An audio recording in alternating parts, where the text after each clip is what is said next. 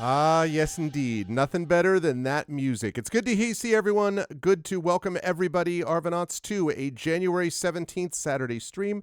It is, I'm very happy to say, day 42, the answer to everything, if I'm not mistaken. Day 42 of Expedition from the Mysterious Peaks, what we are calling a world below. Apologies that the scroll was wrong, by the way, initially. I realized I was doing a bunch of things and I was like, whoops, that scroll is the old scroll. So we have the new scroll now, so that everything is clear. But welcome everybody to day 42 of Expedition from the Mysterious Peaks. And hi, Imaginary Exponent.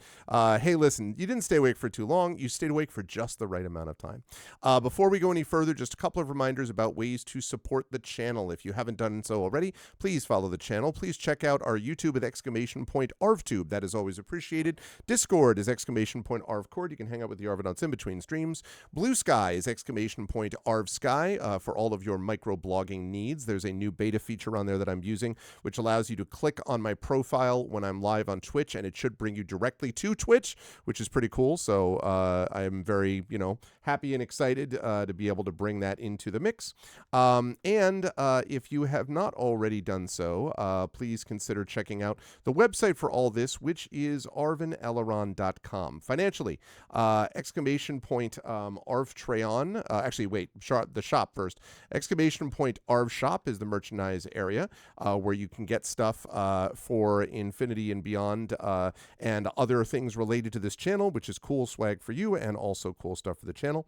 If you have not already done so, please consider as well checking out the Patreon with !Arvtreon. That really does make a big difference, and we really appreciate it when people are able to support us over there. Plus, it gives you cool stuff, swag that you can wear everywhere, so please consider doing that as well. Subbing to the channel gives you those custom sub badges and emotes to use here, there, and everywhere across Twitch. That is always very much appreciated too, so please consider supporting us over there. On the publication front, Icarus is my graphic novel from Athos Arts.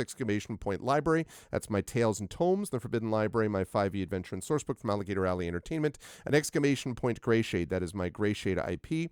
Greyshade, Renegade, and Heretic from the Grey Assassin trilogy, which, and I should say Alligator Alley, of course, is the sponsor of this campaign here. Greyshade is the Greyshade IP. Greyshade, Renegade, Heretic, award-winning, critically acclaimed from Athos Arts. You can get those at that link. You can also get the audiobooks of Greyshade and Renegade. Both of those are available from our very own Trent Sparks. And you can also check out, if you have not already done so, you can also pre-order the tabletop role-playing game of Greyshade from our very own Brandon O'Brien, The Rising Tides, coming to you from Alligator Alley Entertainment. Very excited about that too, as we are going to, sorry about that, very excited about that too, because that, this thing's popped up out of nowhere. Very excited about that too, because that should be out in the next couple of months, so we're very pumped up for that.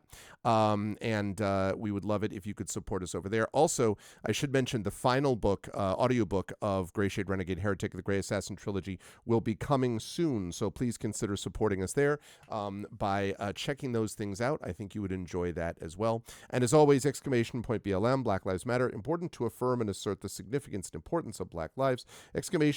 Help Now, the World Health Organization page on suicide prevention. Important to reach out to others when you need help and reach out to others when they need help as well. And Ukraine, UKRAINE, to help the people of Ukraine as they fight back against an illegal and illegitimate war with bravery and courage. And send the message will do so for others in that situation in the future. We've got Mysterious Peaks coming at you tonight. We will then be back on Tuesday with the Gamebook illustration stream of the month, Into the Dark, illustrated by Tari Toons as chat decides. Then I'll be over on GOG.com for Pen and Pixels, playing more of Breath of Fire 4, and that will be my final pre-spring semester 2026 stream. Then Thursday night and next Saturday, we've got some Metroid Prime 4 Beyond on the docket, so that's going to be a good time. But now it is time for our wonderful players, and I'm going to unmute myself so they know that we are ready to go, and then I'm going to unmute them, and then I'm going to bring you over to a group of people that I have no doubt feels like everything is totally under control as they are exploring this deserted ship. There's no problems. They don't have turrets jumping out of nowhere or random, computer logs that keep speaking for no reason. And, It's fine. It's just like your typical, wandering through a 300-plus-year-old crash spaceship, right? I mean, that's all we're looking at, really. It's my great pleasure to welcome the expedition crew. I will start with Rhiannon, who's on the top left, as always, of the screen. Good to see you, Rhiannon. I hope all is well. How's everything on your side of the world? How's everything going with you? And whom are you playing this evening? It's going well. Got some sun out in the Pacific Northwest. Nice. I mean, the general weather trend, I mean, maybe that's not good, but like meanwhile today, Yeah, the sun is exactly. nice. Today was nice. Got a cats and sushi shirt on. It doesn't really show on my Oh, camera very well, but cats and show that sushi. off. I like that the Cats and so sushi well, is. they're licking their lips because they're coming for it. Yeah, absolutely. I can imagine. Yes. And tonight I'm playing Sataria Verben, half elf, divine soul sorcerer. So lots of healing and also lots of looking at bodies. That's her new sort of Yep. multi-class kind of talent that she's branching out into. That's a great segue because we're going to start the session with you healing and looking at skeletal bodies. It's going to be great. It's exactly up your alley. Always a pleasure to have Rhiannon with us. Also a pleasure to have Toya Kristen Finley with us as always. Good to see you, Toya. I can't tell what the hat logo is. What's the hat? This is from the Omega Mart from Mart. Meow Wolf. Oh, Yeah. okay. And it says, is this real? Yes, LaShawn can tell us all about Meow Wolf in a second. Yeah, it says, is this real? And on the back it says Omega Mart. But yeah. That is not what I was expecting, but very cool. I love it. How you doing, Toya? How's everything in your side of the world, in your place in the world, and who are you playing tonight? Well, just to, tell you the nuttiness of Nashville to go with the nuttiness of Oregon. It was 74 degrees a couple of days ago, which Okay. was a historic record. Okay. And today it's in the 30s. Sure. Because which is why the Union Army almost got wiped out during the Civil War when they came down here, because it got really warm and they took their long johns off and then they got really cold and a bunch of them died. So that's not like climate change or anything like that. That's just Nashville. But anyway, welcome to Nashville. Put that on a shirt. That's not climate change. That's just Nashville. That's just Nashville. Yeah. Otherwise, things are still kind of slow. I've been enjoying this football run, as I do. But I am very excited to find out what this yellow key card opens, ? Because I'm not remembering the color correctly, but it's one we don't have. Right. It'll in a major twist, it will open up the only purple door you come across. It'll be completely it'll throw things off one way or the other. Of course. But yes. Did you say who you're playing? Did I miss that? Did I Oh, I'm sorry. Yes, I am playing Nalik, also known as Nals Darkly, who is a human bard. Excellent. Want to make sure that we do give Nalik their due. Always a pleasure, Toya, to have you here. Also a pleasure, of course, to have LaShawn Wannick with us. Good to see you, LaShawn. How is everything with you? How are you doing? We heard in the green room that the quote was when I came in, Toya said that, quote, LaShawn's son is lost to football. And I was like, there's so many ways to take that, really. I know you're in Wisconsin, but clearly they're not. I guess they're lost to Green Bay, which is also now lost officially. So, like, do you feel like you will recapture your son from what is football? And how are you doing otherwise? And who are you playing today? Probably not. Which is fine. I'm happy he has more new hobbies, and it's kind of weird because, like, yes. Even though he was born in Illinois, he has chosen to make Wisconsin his home when it comes to football matters. That's fair. So sadly, I was born on the south side of Chicago, so it's like, well, well, I mean, not sad for you at the moment. Like, no, it's not. No. Yeah. So for me, I actually don't really care that much about football, but at the same time, it was very gratifying to see the Bears win last week. And yeah, basically, if the Bears won, I not only do I get to, get to be happy with that, but I also get to rub it in my son's face. So win-win. My deep and abiding love for you, son, is why I can tell you, let's go Bears, right? It's like the way that goes. Oh, man. I have to say just quickly, I do like, I mean, folks who watch will know that I'm a Steelers fan. But I root for a lot of the teams that are sort of the foundational cornerstone teams of various leagues. So like I'm a Boston Celtics fan and I'm like a Boston Red Sox fan. And like these are like, foundational teams. And I've always felt like the Bears are obviously in that category, right? Like the Bears are like the Soldier Field and so I like to see, things like that because I know how well that's woven into, that city. So anyway, congratulations to the Bears. Since my Steelers got destroyed, whatever is fine with me. It doesn't matter. Anyway, sorry for the digression. Who are you playing today, LaShawn? I am playing Raven Galinar, who is a Lorendi, and is stuck on this planet, much to her dismay.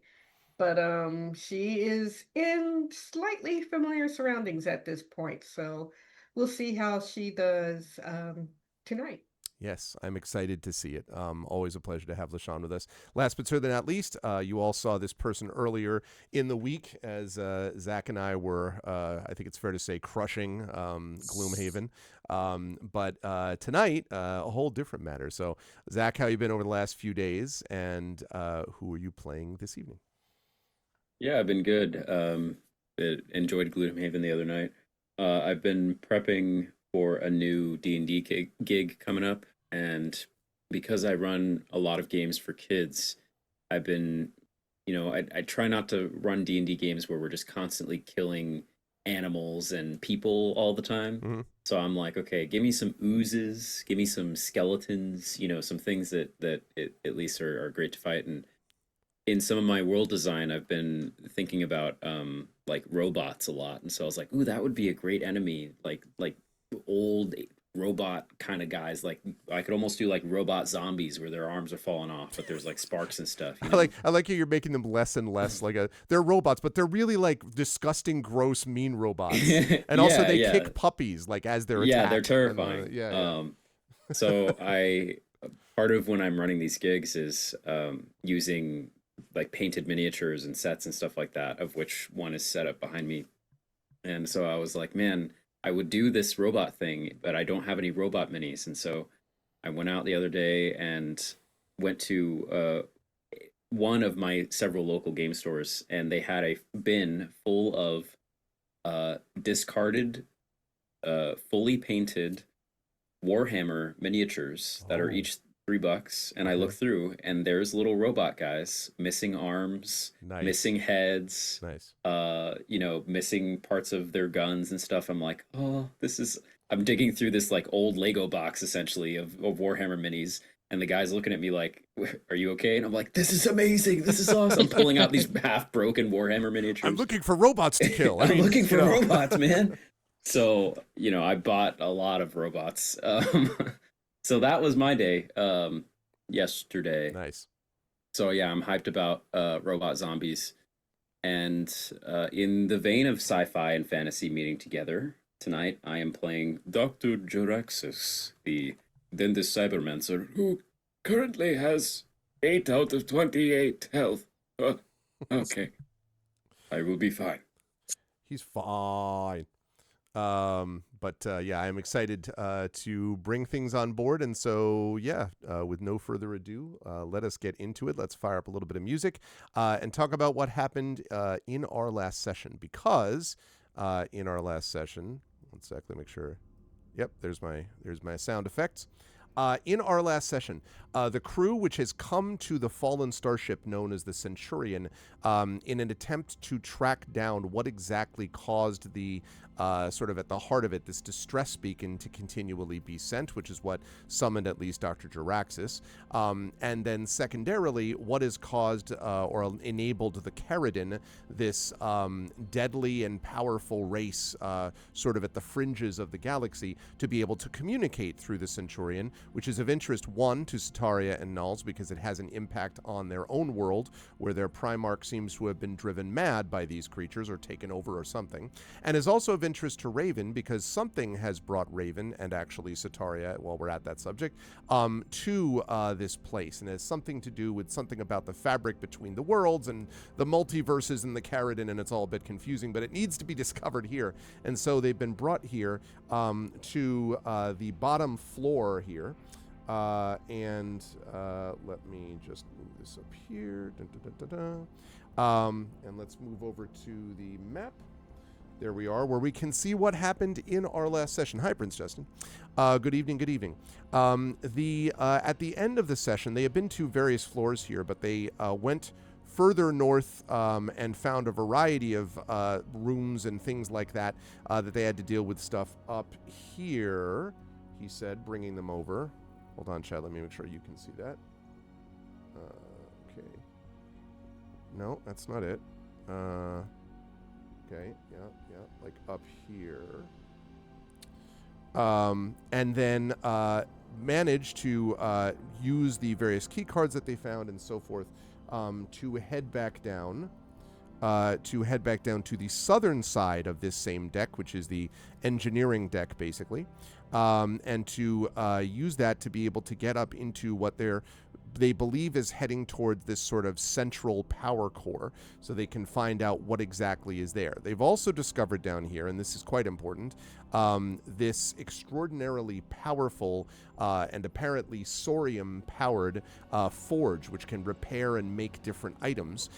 They've already actually gotten some of those items from this thing, but the items are, apparently it could do more if it were better powered, and that's interesting, as is some of these sort of logs and things like that as they found things. So, given that that is the case, the party has come up and just at the very end of our last session defeated a couple of automatic turrets, which apparently came up to address the possible intruders. It addressed it by being crushed, to be clear. And now the party, somewhat injured, and probably will need to attend to that, I would imagine, but also seeking out various key cards and stuff like that, is now looking at not only the destroyed sections of those turrets, but also what looks like, as I find my description of it, what looks like a skeletal husk of a body, a skeletal hand, which is holding up a very clearly, distinctively yellow-colored key card. And that was where we brought things to an end. So as I hand things back over to the party, Gamork, who looks a little bit hurt, walks over, basically, pads over to you, and seems, like, as I mentioned, somewhat hurt, although not, like, at death's door, but walks over to you, and otherwise, all of you waiting here can deal with the skeletal thing or your own healing problems that you've got facing you. So what would the party like to do?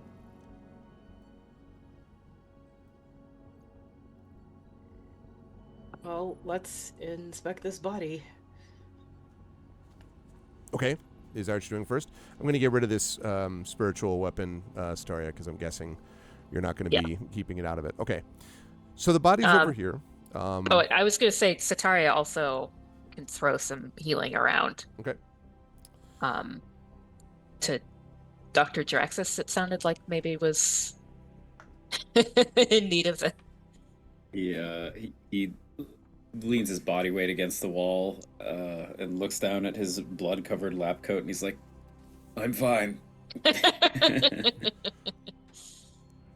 Maybe not, actually. He doesn't if you look have fine. just some spare, I don't want to trouble you, but if you have anything, I will make use of it. Please help. Oh, 12. Very nice. Oh, great. Very nice. Okay. Oh, that is better. Okay. Thank you. Make sure I have that. Okay. 12. So you are now up to 20. Okay. Sounds good. Much better. All right. And you have I'll 0 temp, also- right, Draxus? Or Yeah, but I'll do the thing. Okay. Right now. I click on my energy shield and cast Innervate on myself, and Okay. will gain 7 temporary HP. 7 temporary HP. Okay. Any other healing, Sataria, that you would like to, or anybody else, I guess, would like to do? Gamork was hurt. Yes. Not death's door, but definitely was knocked around a bit. Yes. I mean, he tanks for us, so Yes. let's do one for him. Come on. There we go. 6. Okay. All right. Sorry, Gamork. Didn't work as well. And she often like uses her sorcery points to do it without a touch, but in this case, she's gonna touch him. Just He kind I of assume he'll allow it. he does, although he seems unhappy. Although, when's the last time Gamork seemed happy about anything? All right. So you were able to do that. Okay. And then I think. And then you yourself are down a little bit, and Raven's down a little bit. Are you just going to leave that as is for now, Starry? Or Leave it for now. Yeah. all right. I'm almost out of spell slots. Okay. Fair enough. Yeah, Raven holds her hands up and backs away. She's like, no, don't heal me. I'm good. Okay. All right. Well, the body itself is over here. Why am I not getting the? Are you all seeing the pinging that I'm doing over here? Yes. I don't know why it's not showing up on. Not sure it's not showing up on Roll20. Anyway, I mean it's showing up on my screen, but not on the player screen. But that's okay. Okay. So when you go over, you can see that there are, in fact, several bodies. But the one that's holding up the skeletal keycard has very clearly some kind of uniform. Although it's far too degraded to know what kind. Like, there's no obvious stripes or stars, but there was some uniform, obviously. But the key card, however, it seems to be in pretty decent shape, and is, as I said, yellow in color. Was this individual a crew member of the ship? And it seems like it. Well, why would the turrets attack them? Well, we don't know that's how they died. Draxus will kneel down. Can we see if we can know if that's how they died? How about a medicine check for me, Sataria? Yeah. Let's see if you can figure it out. Draxus will use guidance on Sataria and say, Okay. this is your thing. I believe in you. I'll roll a d4 for you. Okay, thanks. Okay. 18. So 18.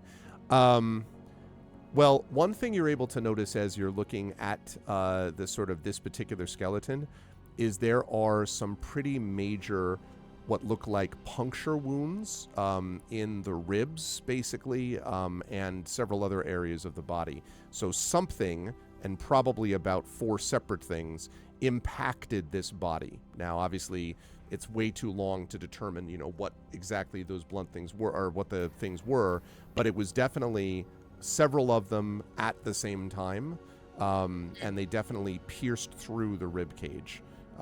So blasts of some kind, if you had to guess. Oh, okay. Yeah, you think so? A blast of some kind. Seems kind of turdy. Well, why would the ship turn against a crew member? Well, there was talk of the virus thing. Maybe the turrets had the virus, or this The crew person member had the did. virus. But anyway, we got this, and I'll grab the yellow key card. Okay. So is there anything else that's on this body or any of the other bodies here? As you do sort of a search of them, no, mostly more of the degraded uniforms. You also don't see any like weapons or anything on them, or indeed like, other sort of things that might have like lasted through time longer than these things have. There's probably a good, in each room, there's probably a good 4 to 5 bodies, skeletons of each room near where the turrets were. Are there any useful parts on these turrets? Not once you took care of them. I mean, there's definitely metal. If you needed scrap metal, you could do that, although it's pretty heavy. But no, they seem to have been, mostly destroyed. You might remember that Gamork basically like ripped off one part of the turret and threw it to the ground at the end of the fight last time. So not a lot of sort of broken wires and things like that, and sparking still as you look at them. What's going on with these red computers and terminals and stuff around us? Let me head over to there. So you're talking about over here, right? Like all of it. Or yeah, throughout the room. Basically all of it, yeah. Well, so as you take a look, let me move that out of the way. Okay. So as you take a look at these things, the thing that I want to mention is most of these things do look like there are this looks like there are a bunch of sort of there are mechanical. There's some graded sections that as you look through them reveal a mass of like mechanical parts below the floor, and there are these terminals and screens that you see are almost like between this maze of power lines and metal conduits. This looks very much like the thing you would use to run the engine room. If like this is a thing that has all of these things connected to presumably this main central power core. But none of them are functional. The only thing that's functional are the turrets. The rest of the otherwise the screens are currently dark. Thank you. Okay. That's on both sides of the room. Both sides. Yep. All right. Well, I guess that just leaves forward, and Draxus will gesture to the north. Okay. Up here, you all Yeah. mean? Okay. Okay. Well, if you all go up in that general direction, I will mention that as you get close to it, you can see that there is a sealed door here, and that the sealed door has a panel next to it, which is glowing dimly but clearly yellow. Draxus will hold out the yellow key card to Raven and say, "Would you like to do the honors?" Not really. But Okay. still. She takes the key card. Okay. Hi, and Nonstop. and steps up and presses the key card to the plate. So when you do that, let's see, make sure that I have. I don't know why that is being. Oh, I know why. Because you saw. Okay, I was like, why is this all available to you? And I remember now because you saw a plan of this place. That's how you knew this was down here. And so we opened this up. Okay. For a minute, I'm like, what on earth did I do? Now I remember. We did that. Yes. So when you do this, let's see, zoop. And now opens up, and that leads to another one over here, by which I mean here, which is also glowing yellow. But as you come close to it, as you enter, the door behind you closes, and this door opens. So... door behind you closed, door one open. So, Sataria and Nulls, if that's actually where you were, then you would be, just so you know, you would be currently looking at the outside of a door. I don't know if you were right on top of the two in front of you or not. You can be if you want, but I just wanted to double check. Well, I can't go now. Yeah, I was still outside the door. It's true. So, Raven and Draxus, you're looking at the closed door behind you as well. Can we reopen it? Sure, what do you want to try to do? There is a panel on this side. Well, I go and touch the key card to the panel So on this the closed door. this opens, and this one closes. Almost like an airlock. All right. Drax, when you say that, Draxus, like a chill goes down his spine. He says, "Maybe one of us should stay outside." I don't know. Gamork growling looks at you from outside. Or Are actually you doesn't look at the- you. Are you our designated survivor, Gamork? Can Gamork even fit through the door? Gamor can fit, although it'll Okay. be a little tight, but yes. Yeah, I'm not sure he needs to. Do Well, we know what's on the other side of this door? according to the plan, it's some sort of energy core or something. An important part of the ship, that's all I know. Draxus will look around to try to ascertain why these doors have this function, and if it is to kill us. Okay, let me have you make an investigation. No, a mechanics check, please. I would have liked investigation more, but I'll take it.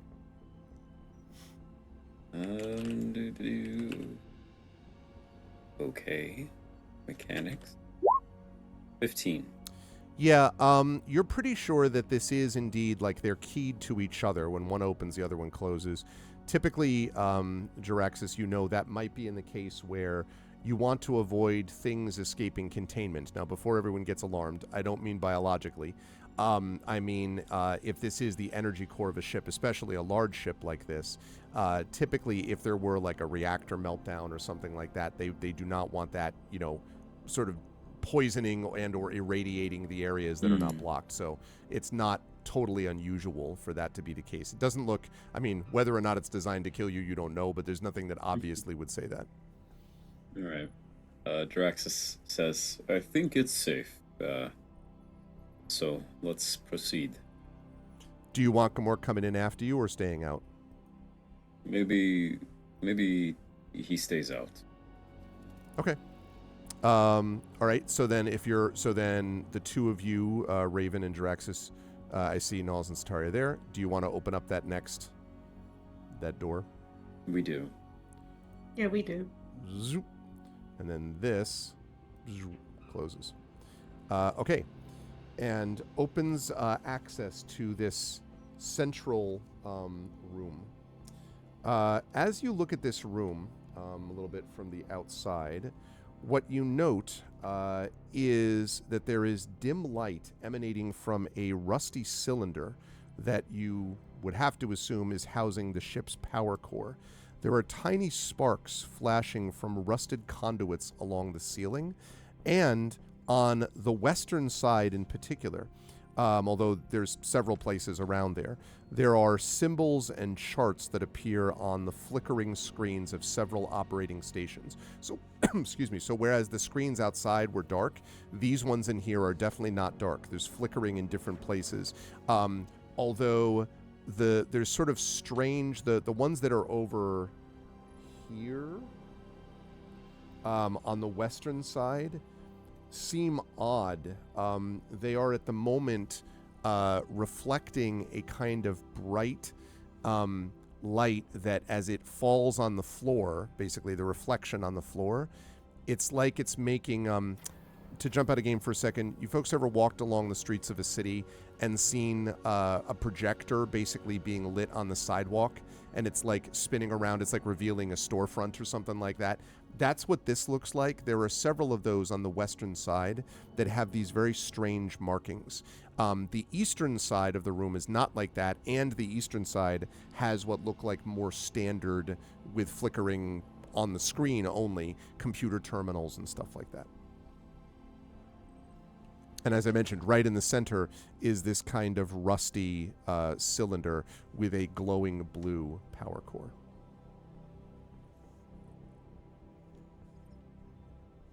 Okay, so Raven slowly walks over to the western side Okay. to try to see what's going on there. Okay. Yeah, so as you get close, Raven, you can see that not only are the screens projecting this weird thing, but there are these, like even the wiring looks odd. It looks almost discolored and has a strange decorative design almost. It does not look mechanical. It definitely doesn't look like professional. Like it doesn't look like what the rest of the ship looks like, and it doesn't even look like the things on the eastern side of the room. It's as if these areas have been changed somehow, rerouted, altered, I guess might be the best way to describe it. And it's a little uncomfortable to look at, to be honest. Would Raven recognize it? Or would it be something that she would be familiar with? These look completely unfamiliar to you. They almost So look, but they Raven- definitely look like symbols, though. I will say that, like runic symbols of some kind, but not of anything you've ever encountered. So Raven turns to Dr. Jackson. Does this look familiar to you? Because I don't know what this is.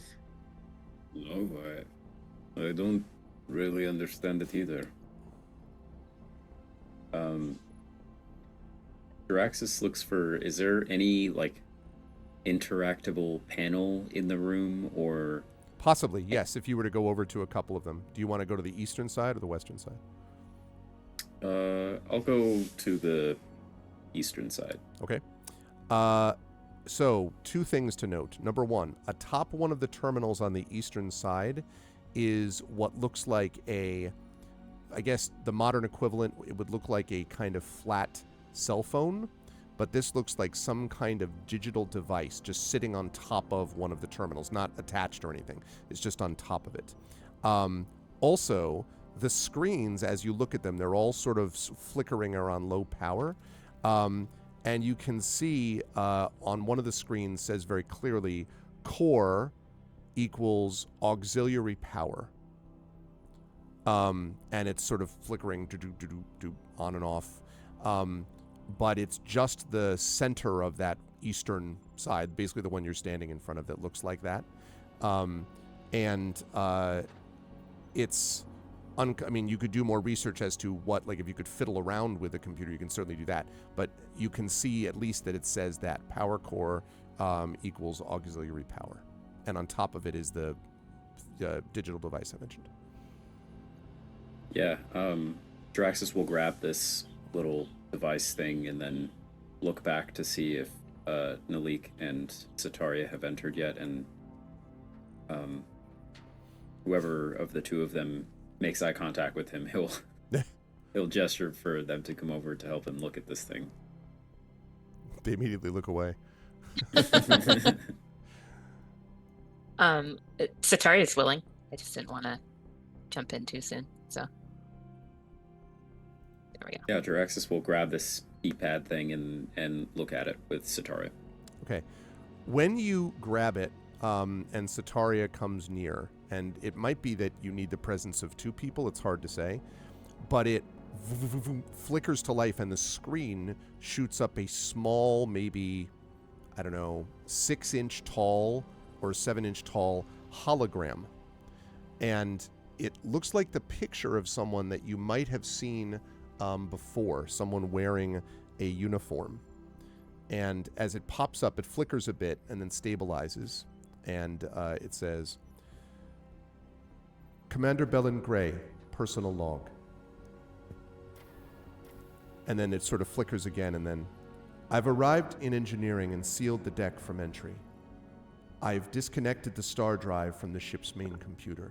It's the only way to stop whatever this is from spreading even further. I haven't been able to discover much, but the anomaly that infected the lower decks must originate from a hull breach that opened when we crashed. The breach connects into some portion of the mountain, but I haven't been able to do what I needed before whatever it was came in and took over this part of the ship.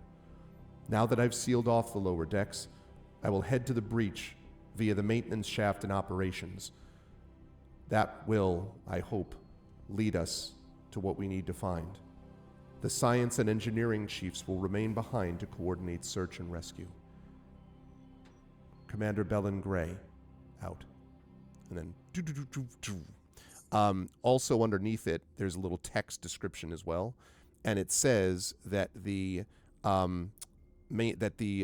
place that the way to head to the breach is via a maintenance shaft and operations, and marks it as an access panel, which is, let me see if I can bring it down to show you all. According to what it says, the access panel is here. We don't see where that is. Damn it. Let me try again. Yeah, it's down. We have to. Hold on, I'll find it. Okay. Here. Oh, okay. Yeah. Yep. Nice. So, yeah. Okay.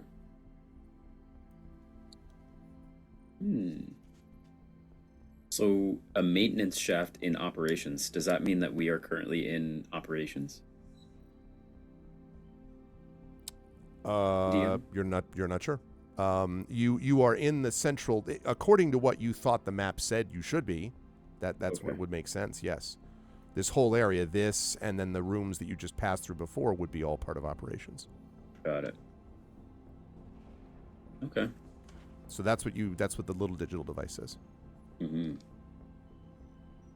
Okay. Well, if we want to well, know what happened. Yes. That gives us a direction. Well, would we rather go into that maintenance shaft or the other level that, we don't want to touch? I think both are I mean, going to be menacing. speak for yourself. I've been curious about this other level. I wanted to go down there, but you all were like, "Oh, it's going to be scary." So we came here. Well, Anyway. we also don't have that other key card. Yes, Yeah, what's maybe the we last should keep one we looking need? for that. What color we don't have yet? We have green, we have red, we have Blue. yellow. We need blue. Okay. Maybe let's check around the room in case there's any other messages left by long dead people. Praxis fine will with look that. around. Okay, you could do that if you want. Are you fiddling with the computers as you do this, like, trying to log in or out, or are you just kind of looking from the outside at the screens? If there are computers to log into, then yes, I will see how far I can get. The only one that seems obvious is the one that's in front of you, obviously is functioning at some level. The other ones that Raven was in front of don't see, they look like projectors is what they're operating as, not computer screens. So Is there anything weird that someone who is not familiar with this technology would note? not necessarily, except that you too, Nulls, note the weird kind of markings and sort of discolorations and so forth on the western side of the ship. Of the room, because they very clearly do not match the sort of rest of the pattern of design that you've seen elsewhere in the ship. But it's nothing recognizable or... Not to you, no. No, and it doesn't even look like a language. It looks like symbols. Although, what kind of symbols, you don't know. Crash symbols. Yes. Psh, it's a hi-hat.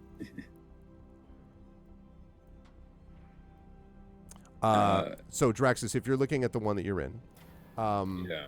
go ahead and make a computers check for me. Computers.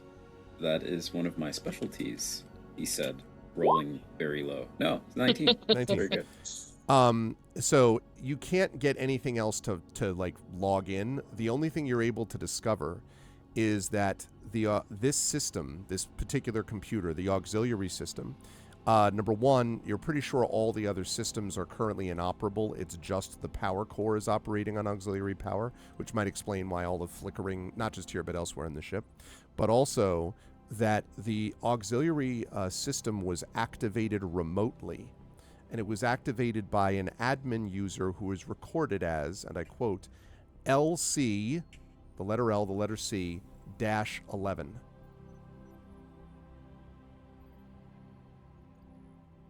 And that's all you're able to determine from this.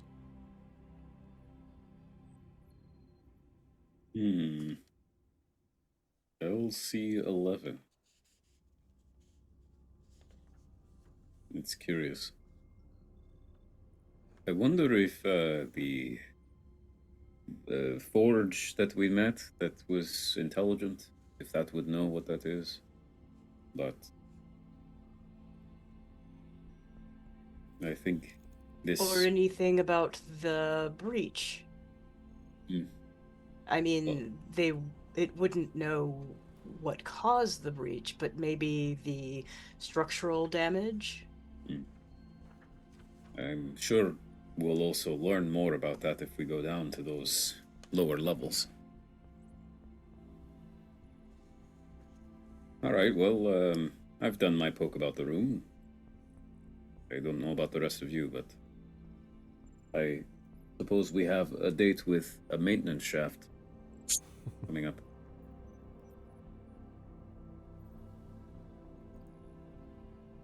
A really quick question. Can Gamork actually fit through that shaft? You'll have to see when you actually get to the shaft. Uh, Yeah. It's a good question. Also, spell slots wise, Mhm. like I'm not very useful right now. Um, Hmm. and I know we were talking, and it probably wouldn't make sense to rest in the ship. And it makes more sense to keep going now we're in the ship than like go out and then come back in again. But I just want to put it out there that if, I don't know, maybe we go outside the ship to rest before we go to another level, or I don't know. we have Just- rested in the ship. Oh, have we? We I've rested forgotten. on the Yeah, we first have. level. Yeah. Okay. So we could I do mean, like a I short think a rest or would something be, like that. yeah, kind of smart actually. But it was you would need a long rest, right, for the spell slots. So I don't have you done a long rest Yeah. in here? You did a short rest, but I don't know if you've done a long rest in here. I think our Oh, last I long didn't. rest. I didn't do a long rest because I didn't want to lose, one of my table things, Mm-hmm. Or I think, and I I think don't need to. I actually don't need to do a long rest. I think it was a short rest that you didn't do. I may be wrong, but Yeah, I don't remember you folks I'm not doing sure a long that we've rest in long here. rested Yeah, since we were outside the ship before we even went in the first time. right. I think that's That right. Raven, that was my Yeah. memory, but Yeah, Okay. but I mentioned it only I'm because not- if what Satari is suggesting would require a long rest to be able to get spell slots back. Yeah. Sorry, go ahead, Raven. No, I was gonna say I don't know if being catatonic is also long rest. No. But I don't think. But Oh, regardless, she doesn't really need a long rest either. But our a last resort that we can use as well is there's the healing pods that we discovered in the medical bay. Right. But mm, I think we could probably use a long rest. Why don't we check out what the deal is with this maintenance shaft, and if it seems, like a bit more than we can chew at the moment, then we Well, go get some rest. quick question: do I have to take the long rest? Because I do not want to lose that tail. It's like super useful. Yeah, well, the answer is no. You don't have Okay. to. Although, if everyone else takes a long rest except you are running the risk of exhaustion at a certain point. Great. Only not at the beginning. You're not exhausted now. But what I mean is, if everyone else is like essentially sleeping for 6 to 8 hours and you're not, that is Yeah. going to have an effect in terms of your overall level of preparedness. And level of exhaustions. The first level is disadvantage on ability checks, and then it gets worse from there. So. Yeah, let me go back and I think it was. Yeah, I think it was number 5, which is for 1 minute, any creature that hits the target with a melee attack takes force damage equal to a roll of your bardic inspiration die. So it's really useful. As a note, if you value that particular tail that much, then sure. But the long rest refreshes everything on your character sheet. Every spell slot you've used. I every don't bardic have inspiration. anything used up. I have 1 bardic Okay. inspiration used. I'm at full health, and I don't have any spell slots used. Oh, okay. So it's kind of like, yeah. That's a fair point. The only thing I would be getting back is the 1 bardic inspiration. That's it. Yeah. I see. So. And even if I took a short rest, that would also wipe that out. Yes. I think it would, so. yes. Um, Do you want to just speed run Nulls down there, run into some enemies, so you could be like, attack us, and then just use that. And Yeah. Quick. You'll get another tail. It's about the singer, not the song, right? yeah, sure. But The other issue is, of course, that, well, if you long rest, there's the possibility that other things, guards reappear, drones reactivate. I mean, you're not sure, obviously, but so those are all balancing things to consider. Well, maintenance shaft for now. Just maybe after that. Yep. Okay. Yeah, Jaraxxus is done in the room, but not sure if everyone else is. Yep. Exactly. Yeah. Okay. So if you're going back to the maintenance shaft, and Gamork will head over there as well. So are we resting or not? Really quickly. My suggestion is that we check out the maintenance shaft first and then decide. Okay.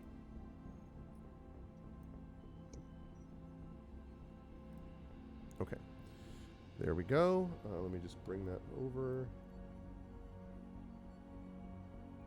I'm going to reload. Just a moment, everybody. I'm going to reload because because my Roll20 player version is acting oddly. So just a moment. Perhaps it too has been infected by. Okay, there's that. The long winter? No. Okay. Oh, geez. Okay, there we go. Now that's back to what it should be. Great. Okay. Yes. So when you come over to where the map or where the log suggested, you can see right there that there is this floor hatch that you can see right over here. This floor hatch, which now it's up to you if you want to try to open it, but you can see where the floor hatch is, like in the ground where the floor is discolored, and there's a very obvious handle on the top. I see handle, I pull handle. Okay.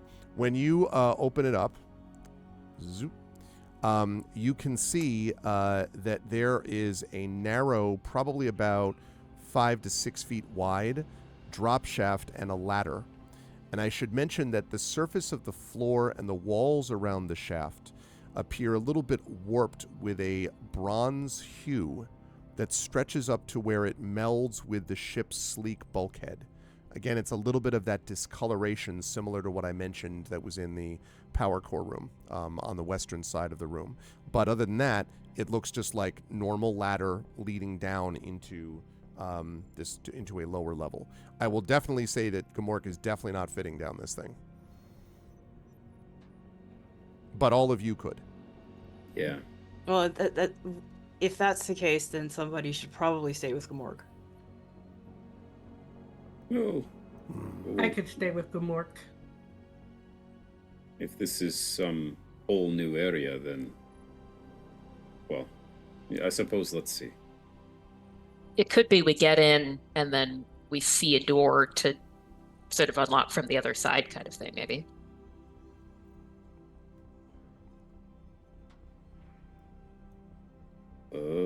Okay. Let's poke around. Okay. Who is you obviously have to go down in single file. Who's going down first? et cetera? Jaraxxus will go first. Okay. And then who's going after or second? Tataria? Okay. And then Raven or Nalls. Raven, you're staying back with Gamork for the moment? Raven's gonna stay. Okay. So then Nalls is going to go in. Okay. So you were Right before that, Sure. it says, Raven, if anything happens, I will send you a thought. Raven goes. That works. Gamork sits Jarax- down on his yeah. haunches and kind of growls in your general direction, Raven. Right after Nalik says Raven that. looks at him and slowly growls back. There you go. Okay. Go ahead, Jarax. Jaraxxus pulls up his two-way communicator and says, if anything happens, you could also just use this. Okay. Jaraxxus Raven is... says, Oh, I'm sorry. very used to that. I like that more. But feel free to send a thought, but communication works too. Mm-hmm.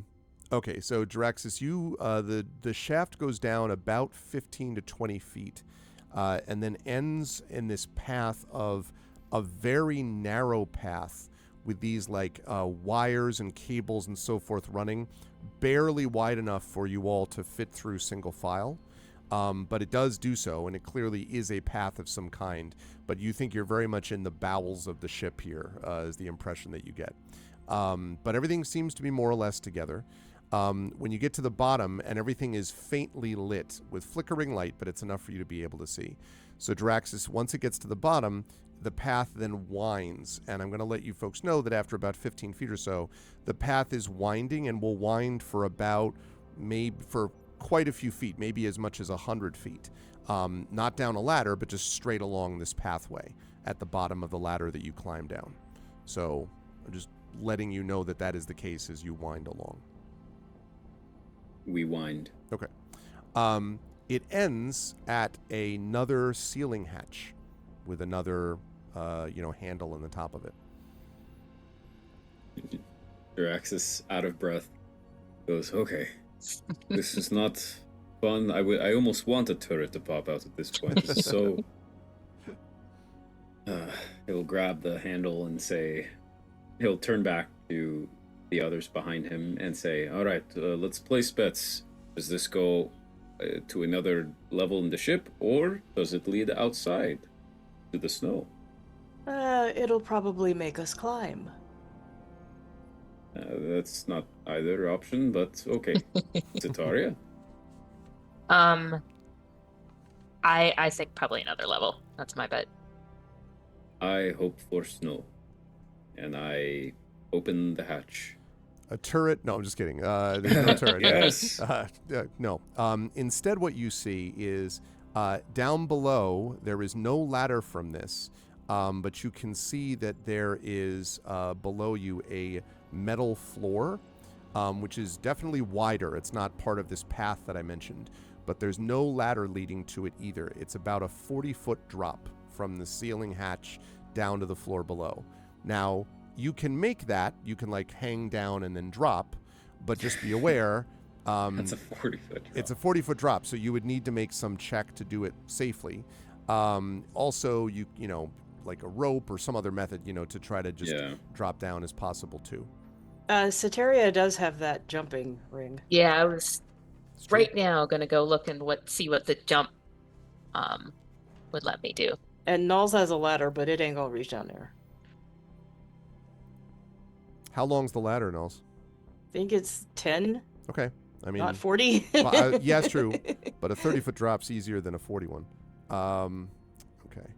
So would a jumping ring let her kind of like she's coming off a jump, kind of not fall, but That's right. So when you're wearing it, you can basically cast the jump spell from it as a bonus action. It only works on you, though. But what jump basically does is it means that your jump distance is tripled until the spell comes to an end. In this case, it's not a spell because it's a ring, so you could just do that at will. So when you're doing I guess the equivalent would be... this would be useful for you getting up, because typically when you make a jump, you can do... basically you can jump at your... So what's your strength? Let me ask it that way, because that'll be easier to do that. Strength. +0, it's 10. Okay. So you would be able to basically jump up roughly about 5 feet or so into the air. If you run first, then you could basically jump, and you can extend your arms half your height above yourself during the jump. So you could reach above you, I'm reading from the description, a distance equal to the height of the jump, about 5 feet, plus 1.5 times your height. So if you're about I don't know exactly how tall is Setaria, do we know? 5'5" or 5'6"? Yeah, that Okay. range, 5'7" kind of thing. So if that were the case, then it means that you would be able to reach up 5 feet plus 1.5 times your height would be about 7 feet. So you'd be able to reach about 14 feet or so above you. So it'll help down there. It wouldn't necessarily make it easier for you to get down there, though, Okay, in the first place. that's what I was wondering. Because it's not a ring of feather falling, say, which would be a lot different. A long while ago, we bought some supplies from that market. Yep. Amria or something like that. That had an explorer's pack in it, and that includes rope. Yep. 50 feet of rope. Yep. So I'll whip that out and begin spooling it down into this chamber. Am I also able to, let's see, I'm pretty sure I have a flashlight. Yeah, flashlight. It just says flashlight 1 in my inventory. So can I shine a light down there, assuming the chamber is dark? It's not dark, actually. It is lit, and it seems to be lit slightly with a golden hue. Okay. Do I see... What do I see? Perception check for me, please. Okay. I will let you know. Can we all Scooby-Doo poke our heads? One at a time. This is a pretty small hatch. Okay. All right. 19 again. Yeah, you can see that there's a slight golden hue that sort of lights it up, and also you can't see what this is coming from, but this opens up into a chamber, and there is some light coming from out of your vision. Like, I guess if you duck your head through and look, you could probably see a little bit of what looked like maybe some glowing light coming from the hallway. That's just, it's pretty steady, but it is dim. But it is enough to be able to illuminate the area. And there's definitely a chamber and then a passageway, roughly speaking, leading out of the chamber. Also not nearly as many wires or cables down there. Okay. Jaraxxus will look back and say, well, this is yet another area that I hold up my rope and say, I don't think Gamork will be able to rappel down this, let alone come through the hatch. So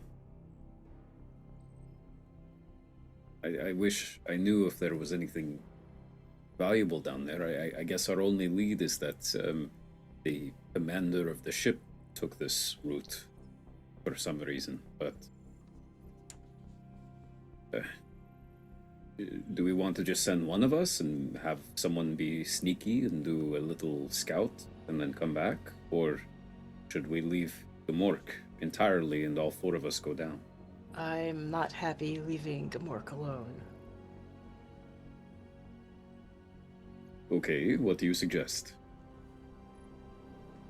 I have the ring, so I'd be willing to go down. We have the rope, but go down and try to look ahead.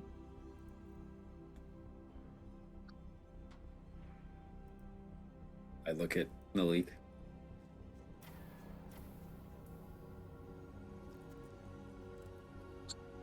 Well, if Setaria is comfortable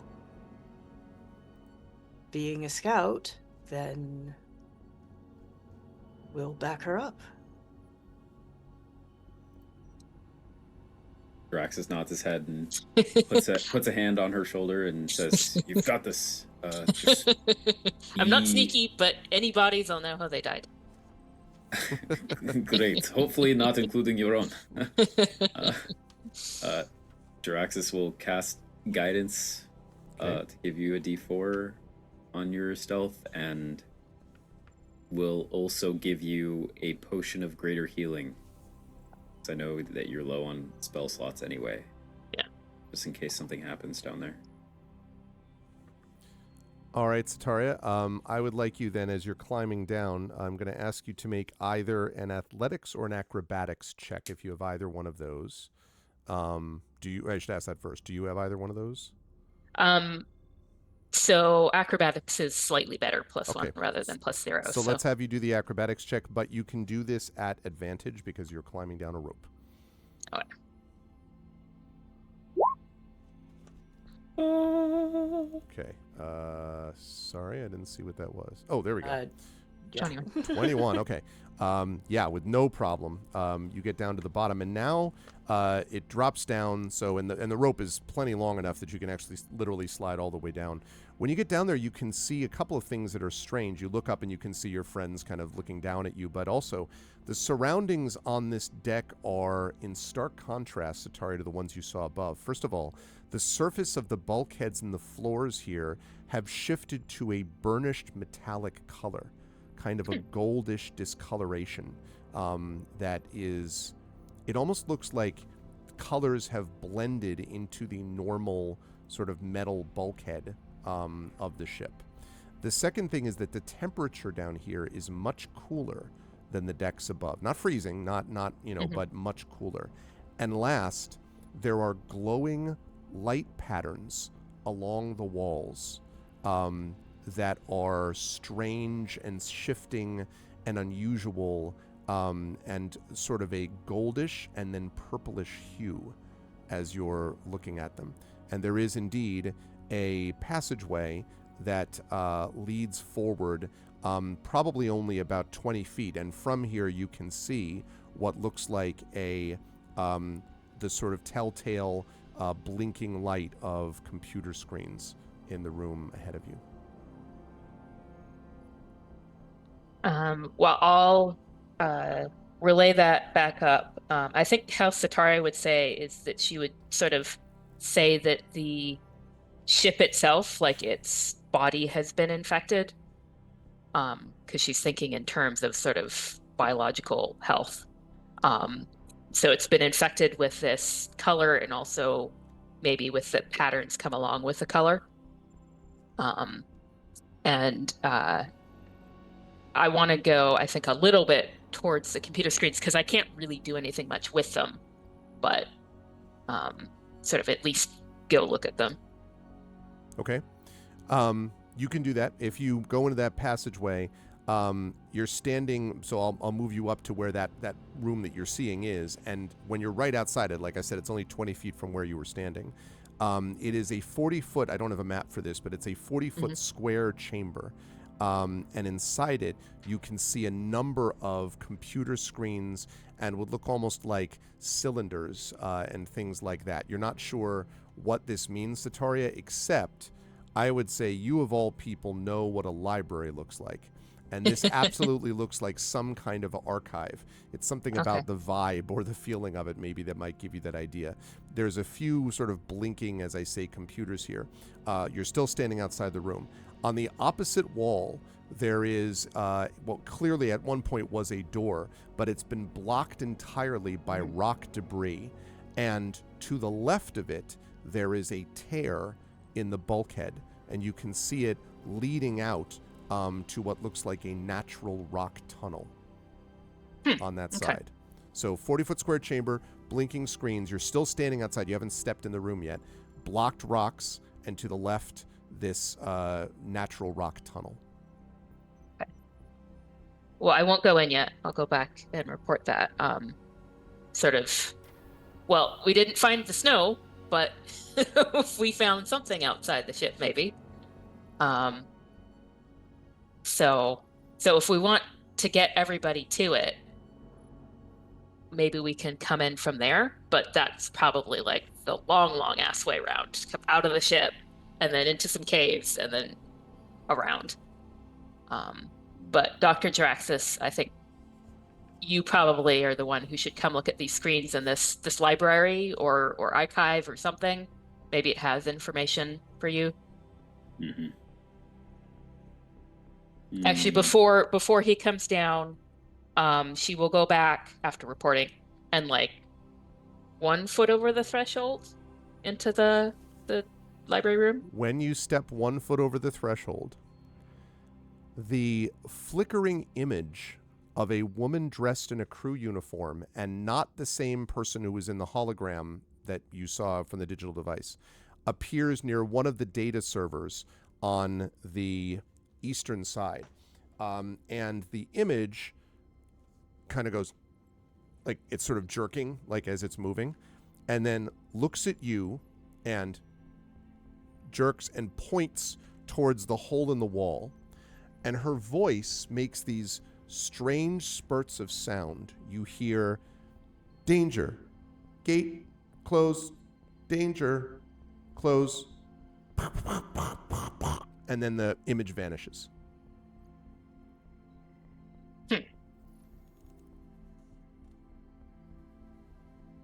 Well, talk about Great. shutting the barn door after the horse is gone. I like I how don't think Satari's shutting like, it now will. yeah, before anyone else comes in here, let me just pokes a foot ahead and accidentally triggers a cutscene. It's like, whoa, whoops. Right, the door behind you. Yeah. Close. God damn it. All right. I see you have come to my. No. I was just putting one foot. I just wanted to. No one can enter anymore. Oh, damn it. Right. Okay, so now you're going back to talk to Dr. Daraxis, etc. Yeah. Okay, so Nulls and Raven Raven, you were still up with Gamork. Nulls and Dr. Daraxis, when you look down, you can see Sataria kind of looking up at you, and you can just speak normally, Sataria, and be heard. So there was a crew member telling me danger and shut the gate and stuff for the hole in the wall. I don't know if she'll talk to you more. It didn't say, it was just like a message that played. It didn't seem like she was talking to me. I think she said all she had to say. All right. Well, we're still at an impasse, I feel.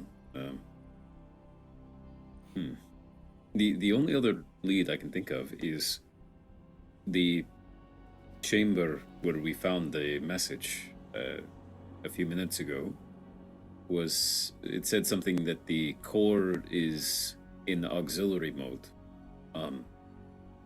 So something we didn't try back there was turning the ship on more, but I don't know if it would let us. I did mention, actually, Draxus, because you asked about that at the time, that it did not look like you could activate any of those things. Like it was in auxiliary power and you couldn't adjust it. That, when you were checking it, that's the other thing you determined about it at that time. Just so Never you know. mind. All right, well, it seems like our two paths forward is either this, and we abandon Gamork, which it sounds like we don't want to do. To put my vote on the record, Gamork is a powerful creature who could probably kill any one of us if he so wished. I have every confidence that if we left him for a little bit, he'd be okay. But if we don't want to do that, our only other unexplored area is the research deck. We also don't know what's in those caves, We don't. Yeah. or if it's even still in those caves. If what is? Whatever broke through this ship. Oh. Right. Well, and what about the whatever information? I mean, you should at least look at what's in this room and read it or whatever, in case it's helpful. I guess real library, you can't just like read it all in a few minutes, but Maybe I can download some of it or something. Okay. Would it infect anything? Hopefully not. from Sataria's sort of perspective looking into the room, are the screens like the color of the infection?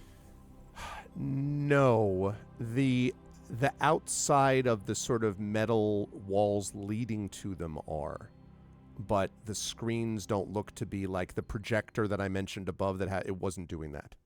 We're not doing that. All right. I'm coming down, Okay, and Draxus will use the rope. give me that acrobatics check, Draxus. You can do that at advantage too, Could I use athletics? or that's fine. Yes, that also Great. works. +0 with advantage. 16. That's fine. Yeah, you're able to make that with no problem. Slide down next to Sataria. Mhm. Okay, I so look up. Knowles is still up there. Okay. Jaraxxus will go to check out the data server area. Okay. When you assuming you do walk in the room, I'm guessing you are if you want to actually check it out. I put 1 foot in. First. Exactly. The same thing, which is that the image of this flickering image of this woman appears, and then again you hear, but again points. Now I want to note this though, because Sataria, are you like right behind Jaraxxus? I guess when okay, so Jaraxxus, when you walk up and do this, again the woman appears, but Sataria, it definitely does not do exactly what it did before. Oh. It does sort of jerk around, but it's not like a holographic recording that's like glitched. It's interacting somehow with all of you, albeit not very well. And then sort of does the to Jaraxxus, and then points at you, Jaraxxus, and then points at the the breach or whatever, the tunnel, and says again, "Danger, close gate," and then disappears again. And when Sataria steps in, it doesn't do anything. No image appears. I look back to where it was pointing. Is there a gate to close? There or is that where the no, tunnel that's is? where the tunnel is. Oh. I walk into the room and say, "Oh, you're out of luck, my holographic friend." But you can see a couple of functional terminals there, including the one above which the holographic image appeared. Okay. As I approach one of these, I will pull out my two-way communicator, and we, a while ago, each had one for the group, and I will walkie-talkie to Raven and say, I'll catch Raven up on everything that's been going on, and also letting Sataria fill in the details that Sataria has seen firsthand, and say, I am accessing the server, and I don't know. We don't know what we're going to find out down here, I guess, but no danger so far. Gamork definitely would not fit, so we're trying to get as far as we can without doing anything. Are you still alive, or has he eaten you? Raven? Oh no, I lower my walkie-talkie. Raven. I'm here. Okay. Raven Oh, wakes all up right, like, all right. with a jolt. I'm here. Mark knows What? him. Is any more turrets activate up there, or No, it's been quiet up here. you and Gamork best friends now? Gamork is lying on the ground now, Raven, with its head between its paws, just sort of like slightly growling every so often. We're chill. We're good. All right. What's going on down there? A lot of nothing. We're looking at some servers. There was a weird holographic lady who told us to close a gate that doesn't exist anymore, so the usual. Okay. We'll keep you updated. Yep, no, it's all quiet up here. Nothing unusual happening. Jaraxxus will go to access one of these servers to see what's up. I would like a computers check, please. Yeah, I'm good at that. I look at Sataria and say, could you provide me some guidance, or is maybe? Yep. Great. I know that these computers are more my thing, but I don't know. Do some magic to help, please. Okay. Okay. That's a 17. Do you want to roll a d4? Sure. Do I? Okay. Yeah, there we go. Hey. 21. Jaraxxus, as you look through this, you can see now that you have to do a little bit of digging, but there are two forms of code that seem to be running through the ship's network. One of them is native to the ship, and you've seen it rendered like when you were talking to the Forge and things like that. But the other is very clearly not native. It is very clearly a virus. And what's more, Jaraxxus, it is identical to the virus that infected the Sunrider. The same thing that brought your ship down, because you'll remember there was a virus that basically screwed up the systems and caused it to crash in the first place. That's the same thing that affected this here. The only sector, apparently, that's not infected by the virus is the central processing core, it refers to. And the central processing core is apparently maintaining the Centurion's auxiliary power. And there is a reference to LC-11 that authorized the auxiliary power maintenance.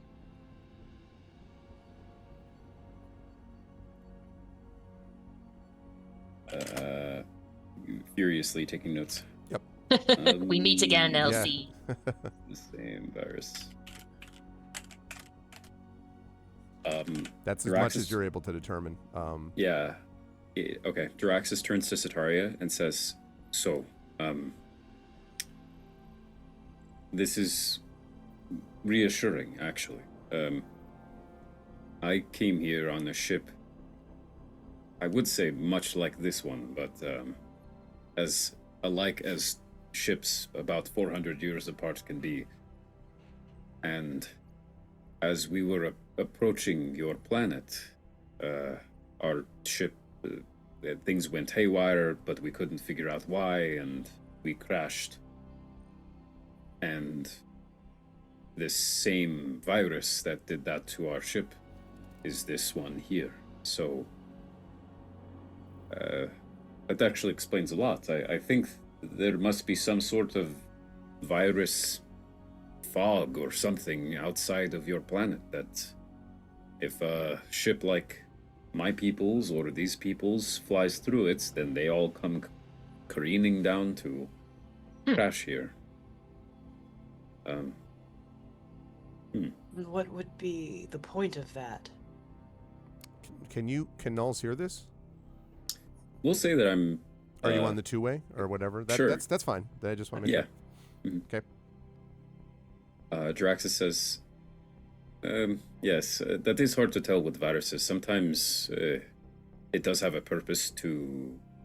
Maybe it was for protection, or maybe sometimes a virus is really a working system for something else, but then when it's introduced to a foreign system, it causes problems. And these ships were the foreign systems. At the very least. Or, I mean, we used it with our magic. Perhaps our magic attracted them so that someone could use the parts.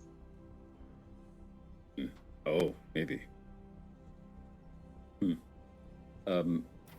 So You'd have to know they were there first, but yeah. Well, if our Magitech came from this technology, who would have known to target the ships? that's what I mean, yeah. Is Jaraxxus able to, when the Sunrider crashed, there wasn't really an opportunity to analyze what happened because everything was destroyed. Right. Other than the fact that you knew it was a virus that brought it down, the computers clearly were not functioning properly Right. when it was on the way down. Is there any way that I can learn, like, I'm looking at the code of this ship and then also the code of the virus. Because I have the code of the virus in front of me, is there any way I can make some sort of check to, like, learn more about the virus's origin or its purpose? Or You doubt it. Even as it is, the check that you've made to this point is working on very low power and with limited access. Okay. In fact, it feels very much to you, Jaraxxus, like a lot of this has been firewalled off. Like there's very limited information available to you because there's only so far that you can get, and you don't have, as you mentioned yourself, 300 plus year old technology access is not very easily managed course. regardless. So Yeah. Okay, my only other thing I would ask to try is I have a data pad and I have an extra sim unit. Okay. Is there any way, using the tech that I have all sorts of if knickknacks that I could potentially use to justify this. I have a recording unit, I have a data pad, I have 2 sim units, so it'd probably be one of the sim units, I guess, which I imagine is like a thin flash drive or a chip of some sort that essentially lets you access the Silrain intergalactic matrix. And I download this virus onto a sim unit to like have a copy of it to to show later or to like extrapolate later or something. Question: safely? I didn't say safely. I mean, you sure you can download a virus onto something? No. The answer is possibly. You don't know how much control/containment, which is not meant to be ominous. I just mean you Right. don't know whether it would be like isolated. Like it's not like quarantining necessarily. Or at least you could try to download it and quarantine it at the same time, but it'll be a Okay. difficult check. But it's not impossible to do. You could also just download the virus onto just the SIM thing. That would be easy enough to do. But if you want to do it while simultaneously not the next time you plug it into anything else, you know, Right. that's Okay. So you're saying that I somewhat relatively easily could download it onto Yeah. a thing, but then the moment I go to plug it in, the virus is going to do what the virus does. unless you do a check to try to quarantine it as you do this. Right. A way to like contain it. Exactly. Is there a chance that I could download it onto this chip and with no quarantining, knowing that the moment I plug this chip into something, it will enact a virus, and then maybe like plan on the other side where it's like in the future, the thing I'm going to plug it into will have quarantining? Maybe, yes. I mean, sure. Like, there's certainly you could do that. It is risky because if like the thing goes fast, can you stay ahead of it in time enough to quarantine it on the other end? You don't know. You may also run into a place with extraordinarily advanced computer systems that would have no trouble handling this. I mean, you know, like that's so. It's also, you know, I like the idea of having a computer bomb. Yeah. If that may be useful. As long as you give them the right one. Like, wait. Yeah. No, the other one, the blank one. Yeah. That's got my own family video, my own family photos. Like, never mind. Or this is in many ways both like the end of Dispatch. Yeah, and exactly. The plot of the last Mission Impossible movie. If anyone saw that. Yep. I did, and I was thinking about Dispatch a little bit.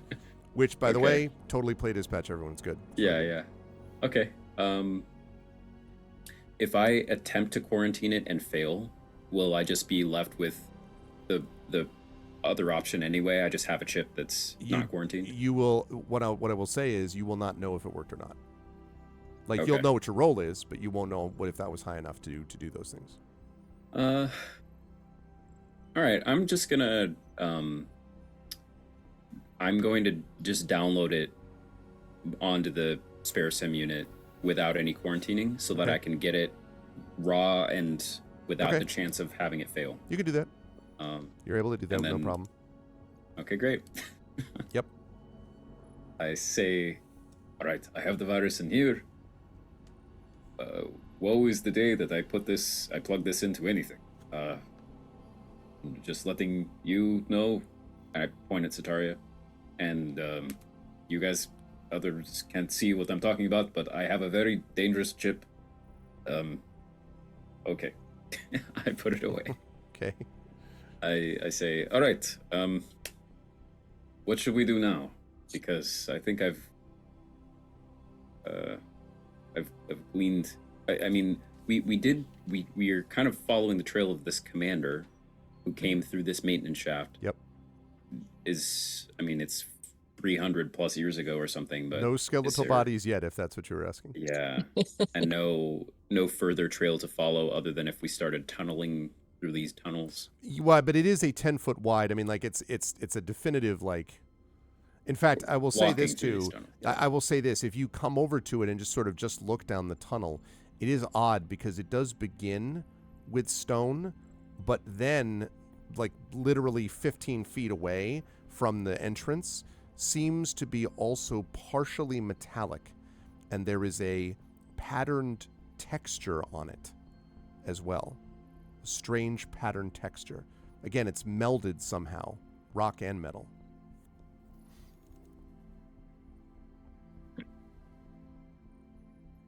Good thing it doesn't infect organic people, hopefully. Well, something like it does, because that was also a Yeah, part that's of the true. ship logs, but we haven't seen that yet. All right, fellows. So- Before we leave, because Sataria agrees we should go back up. Mhm.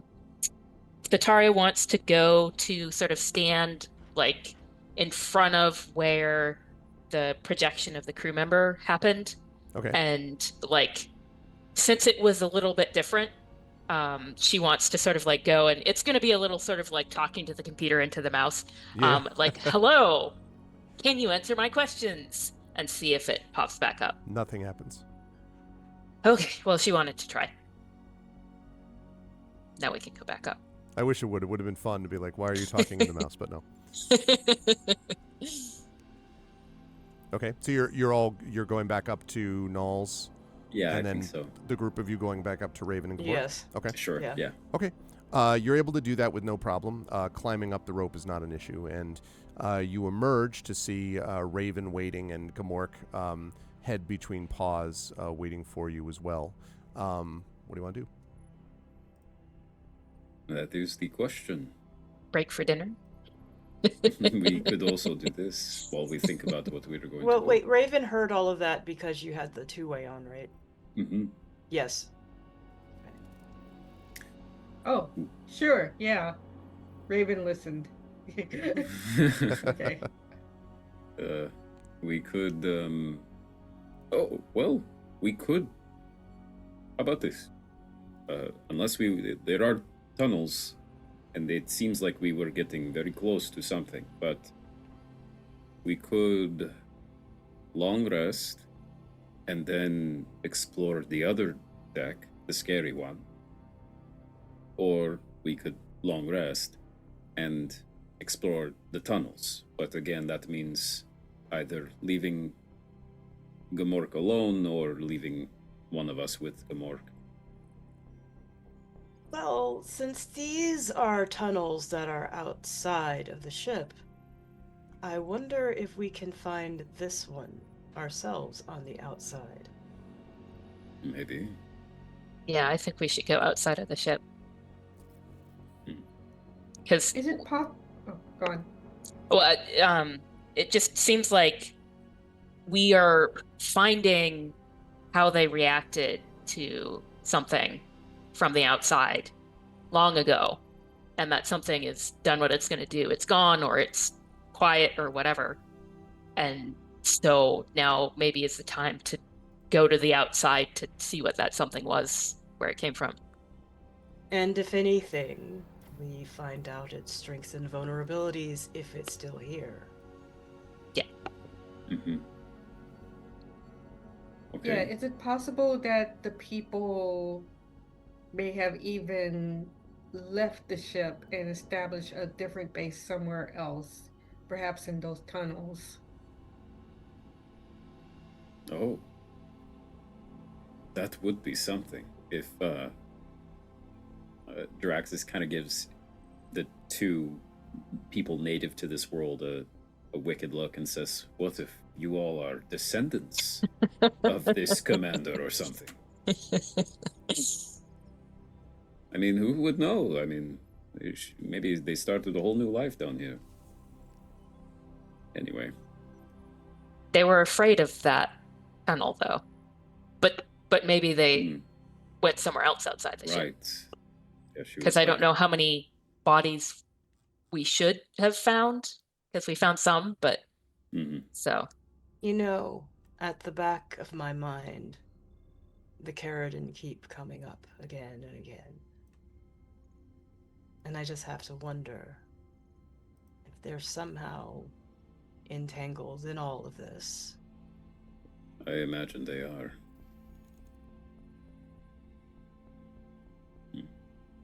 All right. Shall we long rest and go somewhere in the morning? All right. As the party heads out to do their long rest, I think it's a good chance for us to take our break. When we come back from the break, we will talk about the results of the long rest, and then I assume you're just going to, just for one quick bit of logistics, you're going to rest presumably right outside the entrance to the ship, right, that you originally came into, now that you have all the respective key cards for the turbolifts or whatever. Is that, but tell me if I'm wrong, is that accurate? Like, is that what you're planning on in terms of being outside the ship? I think so. Yeah. Okay. So then we'll have you long rest outside, and then we'll find out what happens when we get back. It's 9:30, so let's be back here at about 9:40, and we'll run for just under an hour after that. You are watching the awesome and amazing expedition with the Mysterious Peaks crew that is exploring mysteries with Rhiannon, Toya, LaShawn, and Zach. Everybody take a break with us, hydrate, stand up, stretch, do all that good stuff, and we'll be back in about 9 minutes to finish up with today's session of exploring a scary ship. Until then, hang tight. We'll be right back.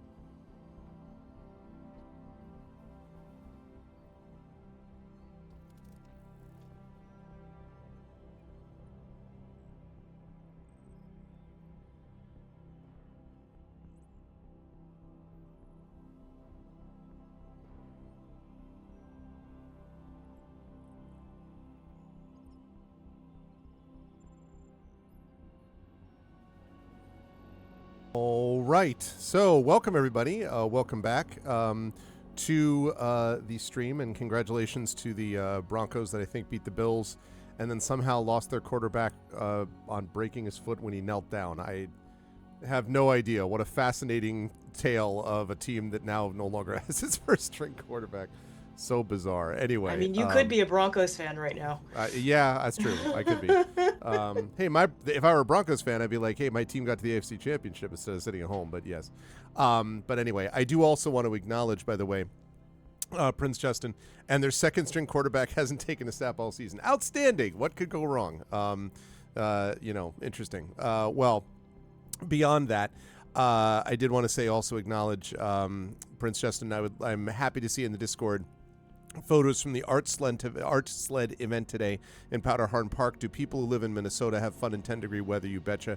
I'm glad to hear it. I talked about this on Thursday again about my thoughts have been with the people of Minnesota for obvious reasons. We are in a very bad time, but we are also in a time where communities can come together, as people in Minneapolis have been doing. And I do want to emphasize again, there are far more of us than there are of them. I will say that governments that believe they have full control don't do stuff like this. I'll just say that. The stench of desperation is what I smell. In the meantime, awful, awful things are happening, though. And so I won't bog us down in it, except to say much love, Prince Justin, to you, the residents of Minnesota, and everyone else who's been dealing with this. Obviously, Portland went through this too, and Chicago and other places around the country. So hang in there. We come together collectively, and that's what we're doing in this game tonight also. But I do want to acknowledge that. Okay, so welcome back, everybody. And yes, we are now standing, the crew is standing outside of the ship. Now, a couple of notes here about stuff with the long rest, and then we'll talk about what we need to. First of all, I really don't want to get bogged down in this, but I just want to double check. Is anyone like setting up a guard? You don't have to go into great detail on this. Just is someone watching, outside while other people are resting? Are you setting guard shifts and that sort of thing? Oh, man, we got a raid coming in, people. An 86-person raid from Robert Hartley. Oh, wow, welcome in. Thank you, Robert Hartley. Robert Hartley lives in New Zealand and has done a lot of stuff with GMing and things like that.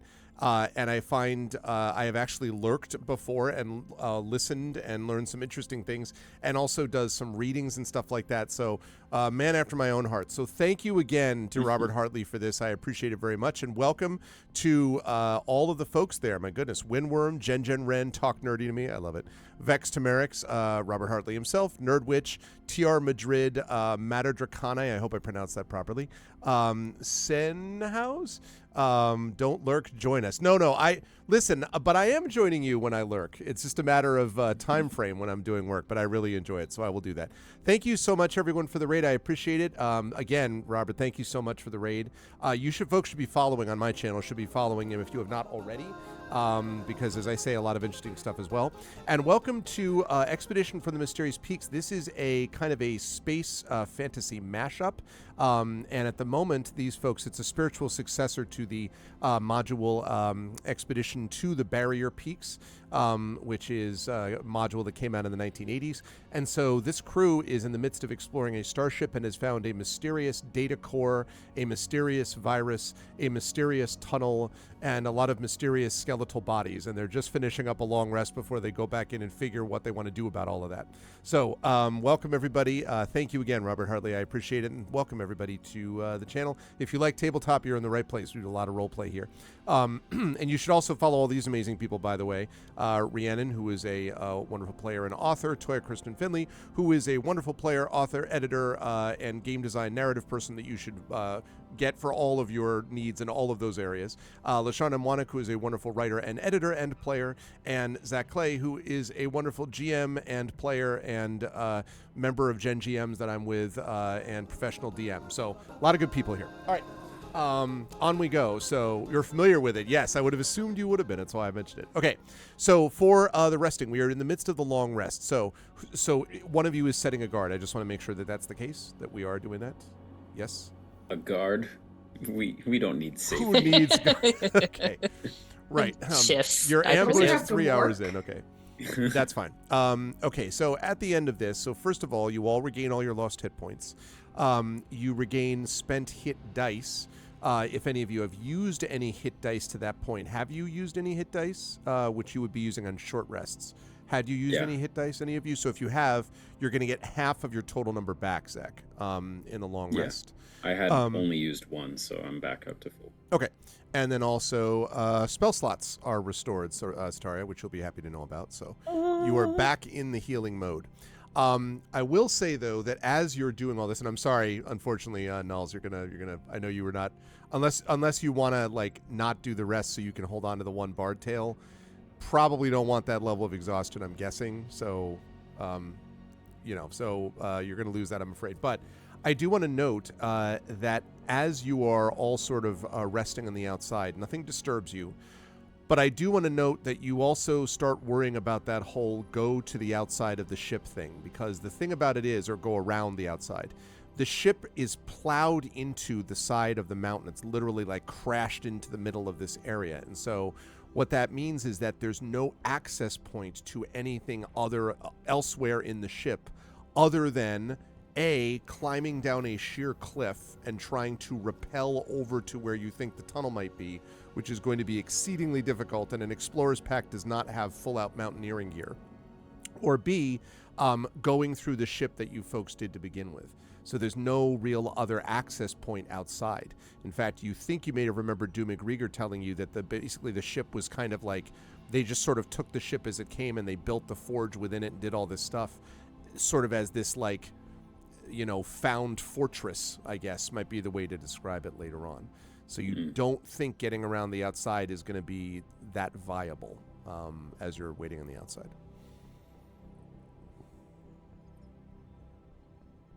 All right. Well, we're back to square where we were yesterday. One? Where one? Do we wish to go to the research deck, or are we going to go back to the place where dire wolves may not go? Well, you always fancied that research deck. I did. Though I feel like we were following a trail with the commander and the whole engineering deck, and then now we haven't really seen it through. So part of me wants to see what's down those tunnels. Because maybe it ends in a dead end, just like the server room, and then we grab something and then it's done, I'll go. How about this? I go down the tunnels, you all wait with Gamork by the maintenance hatch.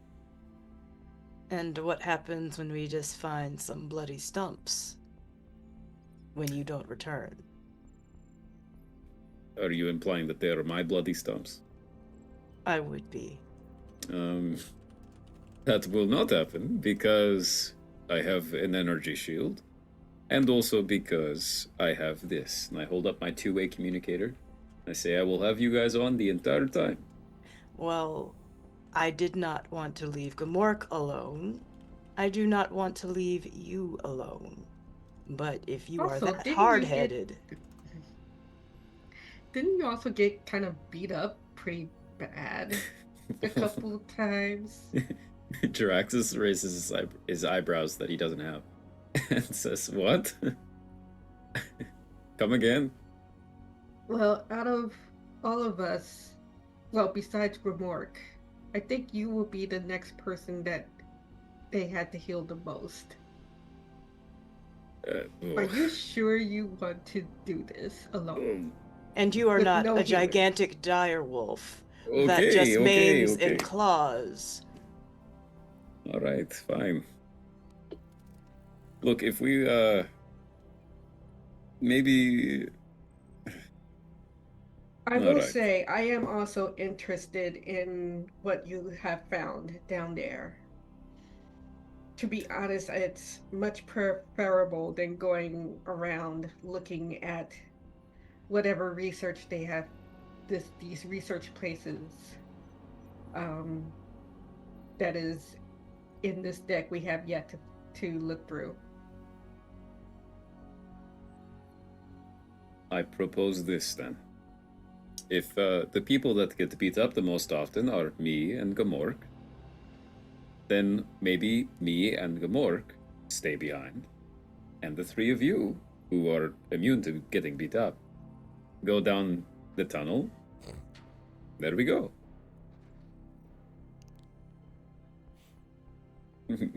Jaraxxus crosses his arms. Well, then you will have two people who are extremely unknowledgeable about all this Oh technology. gosh. Oh. Well, Not terribly. I mean, I am somewhat. I may have not been in the technical field, but I can recognize some things. For the record, I was talking about Sataria and me.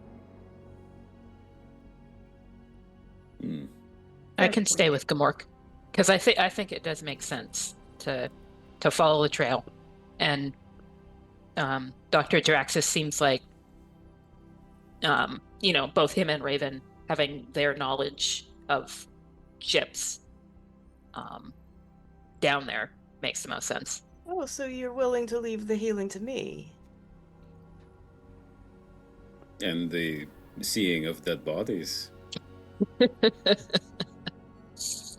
Well, And at that, Raven shifts a little bit. It's like, well, I'm kind of a healer too. I just don't tend to flaunt it all the lot. well, that's why I make a team with Gamork, you see, because Gamork is good at fighting and I'm good at healing him. Hmm. And then so we can deal with whatever happens here. Gamork kind of lifts his head. Do you like that idea? She's gonna like speak directly to Gamork. And Did I stay with you? Me? Gamork sort of just, and then lowers his head again. It's Gamork may not directly understand, exactly what you're saying. He likes the idea. Great. All right. And again, if we find anything, I will send a thought. Mm-hmm. You can describe the body to me.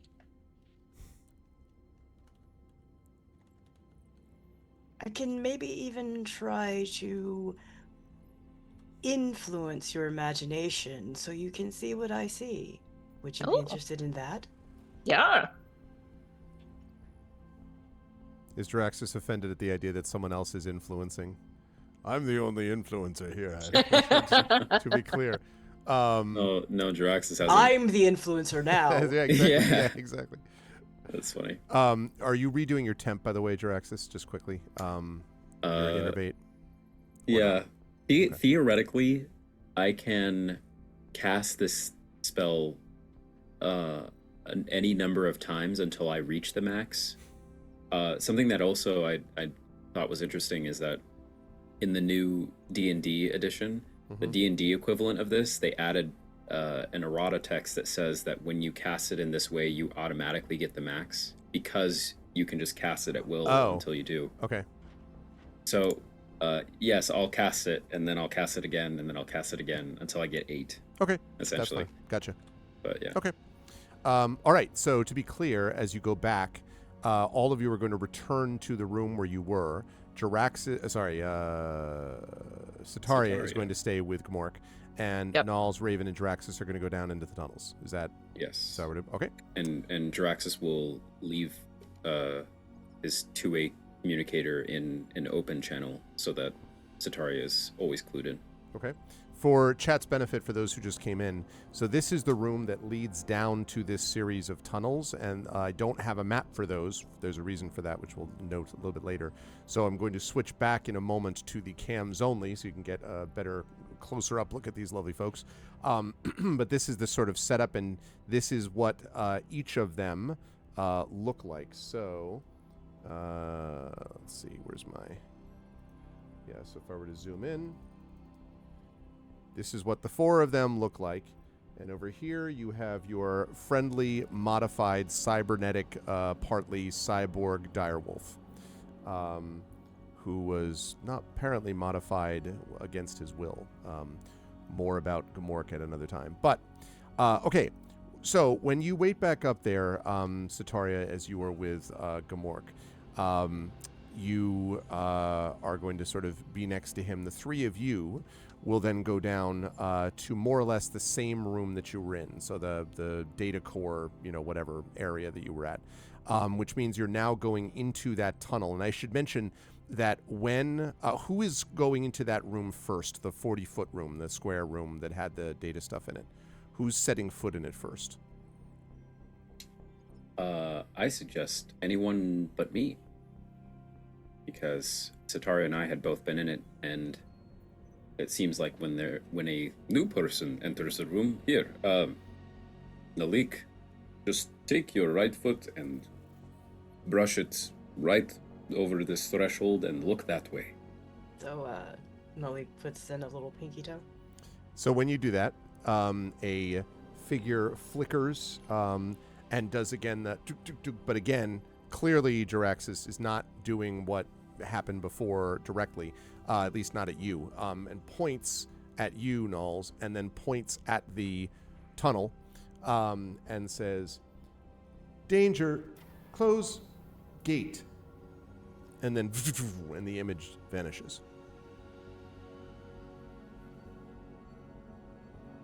I'm sure it will do it for you too, Raven. Raven shrugs and is like, sure, why not?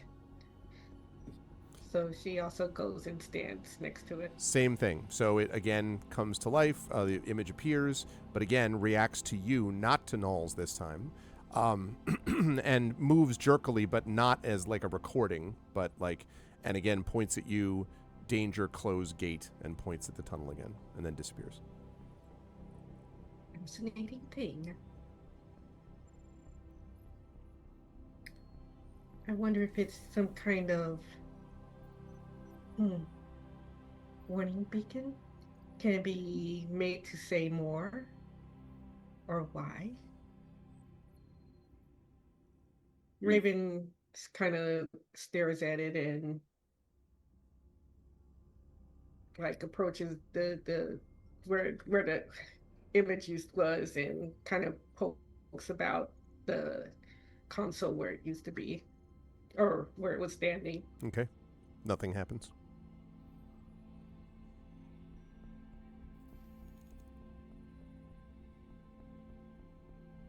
Interesting. So after a while she gives up and says, okay, well, I guess we should just go down into the tunnel and see what we got. Well, let us do it. Okay. When the 3 of you enter, the passage, as I mentioned, is kind of a mix of rock and metal. And as you get down further, you can see that it sort of is... My 2 favorite genres. Yeah, exactly. Dun, dun, dun, dun, dun, dun. Out here in the fields. It's varying between The Who and Megadeth. I'm sorry. Anyway. The surface bears this pattern texture that appears to shift and move every few seconds. And there are rows of runic symbols and lines that interrupt the wall pattern every 5 feet. Each one of them casting, as you go further, more of a light blue glow than a light golden one. So the light slowly shifts over time. And beyond the end of the hall, so further ahead than you can see, but down the same hall, there is a bright light that seems to be shining. Knowles, I would like you to make a perception check for me, please. Do this at +2.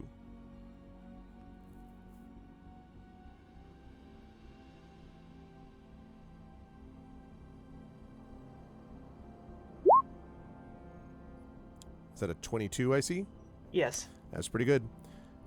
You're almost positive, Nulls, that these patterns and lines are very similar to what you saw in the halls of the scribe back with the Twilight Elves, and remember going through that. That's what these patterns look like also. I still have like the outfits that we bought back then, Okay. and I mean, Nulls has no idea whether that would matter or not, but she puts on that shirt just to see if anything happens. Okay. Nothing does. At least Okay. not obviously does. And she explains to Jaraxxus and to Raven that these runes look very similar. And if I remember correctly, the Twilight Elves had basically lost their language. Was that right? Because I remember trying to speak with them and they didn't understand what I was saying. That's right. They lost this language anyway, but of course the whole thing was kind of busted, right? Because they thought they were talking to their elders when in fact they were talking to the Caridin. So in a way, Yeah. it's not surprising because the Caridin didn't speak the same language actually as what their elders, the Twilight Elves elders would have. So And yeah, and of course, Nulls' inclination that this is Caridin related is just growing, and she also Yeah. warns about that too. okay. So you take so once you've done that, then the three of you take a few more steps, and then you hear. Let me see if I can get the check two. Yep. Okay. So you hear.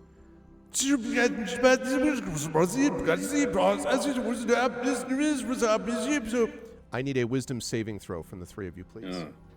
My native language, finally. Not Sataria, unless Jaraxxus is like, listen to this, and it's Just kidding. you know. But it's incredibly I was going to loud. say, do you have it Yeah. going right then? Yeah, I don't know that you would unless you wanted to try to, later on, but we'll see. All right, what are we looking at? We have 18 from Nulls, okay. A 9 from Raven. You said wisdom save? Yes. Okay. 11. And an 11, okay. These... yeah. Sorry, I have advantage because apparently Dendis have advantage on all intelligence, wisdom, and charisma saving throws. Oh, great. Okay. Hey, Drew. All right. So 11. So 11. Jaraxxus and Raven, the two of you, these sounds they almost like pierce into your mind. Like they're just this sort of like they're so terrifying that they almost muddle your thoughts as you're walking along. And so the two of you are sort of like, holding your head type of thing. As Nulls, you who did make the save, are able to clear your head enough to see something on the other end of the hallway emerging. And I am going to show you. This is going to be on Roll20 in just a moment, except it'll be that way as soon as I remember how to actually do this properly, which was not that way. Don't worry, everyone. I'm a trained professional. All right, let's try that again.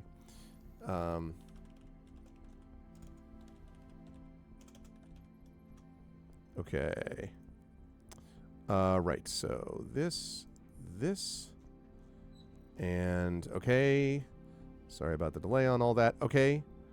You see this. Standing at the end, and it's on, again, not Roll20, it's on stream. So there. A 8-foot tall robot emerges from the end of the hall, and you can see the kind of the golden glow behind it. And it again looks at you, and Nulls, it says,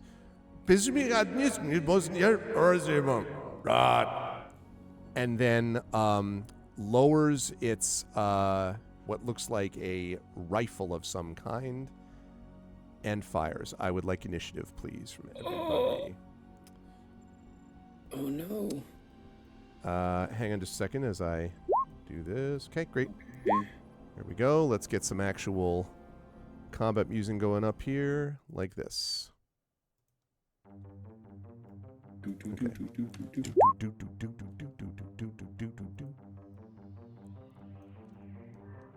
Totally understand, Drew.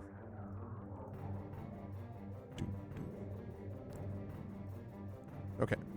Right. All right. So what are we looking at here? We have got, let's see. Let's have, whoop. Shoot. I'm not going to be able to use the turn order because something's not working properly with my, so never mind. I will maintain my own turn order. I'm doing it live. Okay. So Raven has got a 5. Let's see. Draxus has got a 16. And Nulls has got a 22. Well, that fits narratively with what we just described. I would also like you, Satari, to make one, even though you're not there at the moment. I want to find out where the rest of you are. Those of you who are not here. 21. Okay. I'm gonna really quickly wait at the other end of the communicator. Everything fine? You just hear, Okay.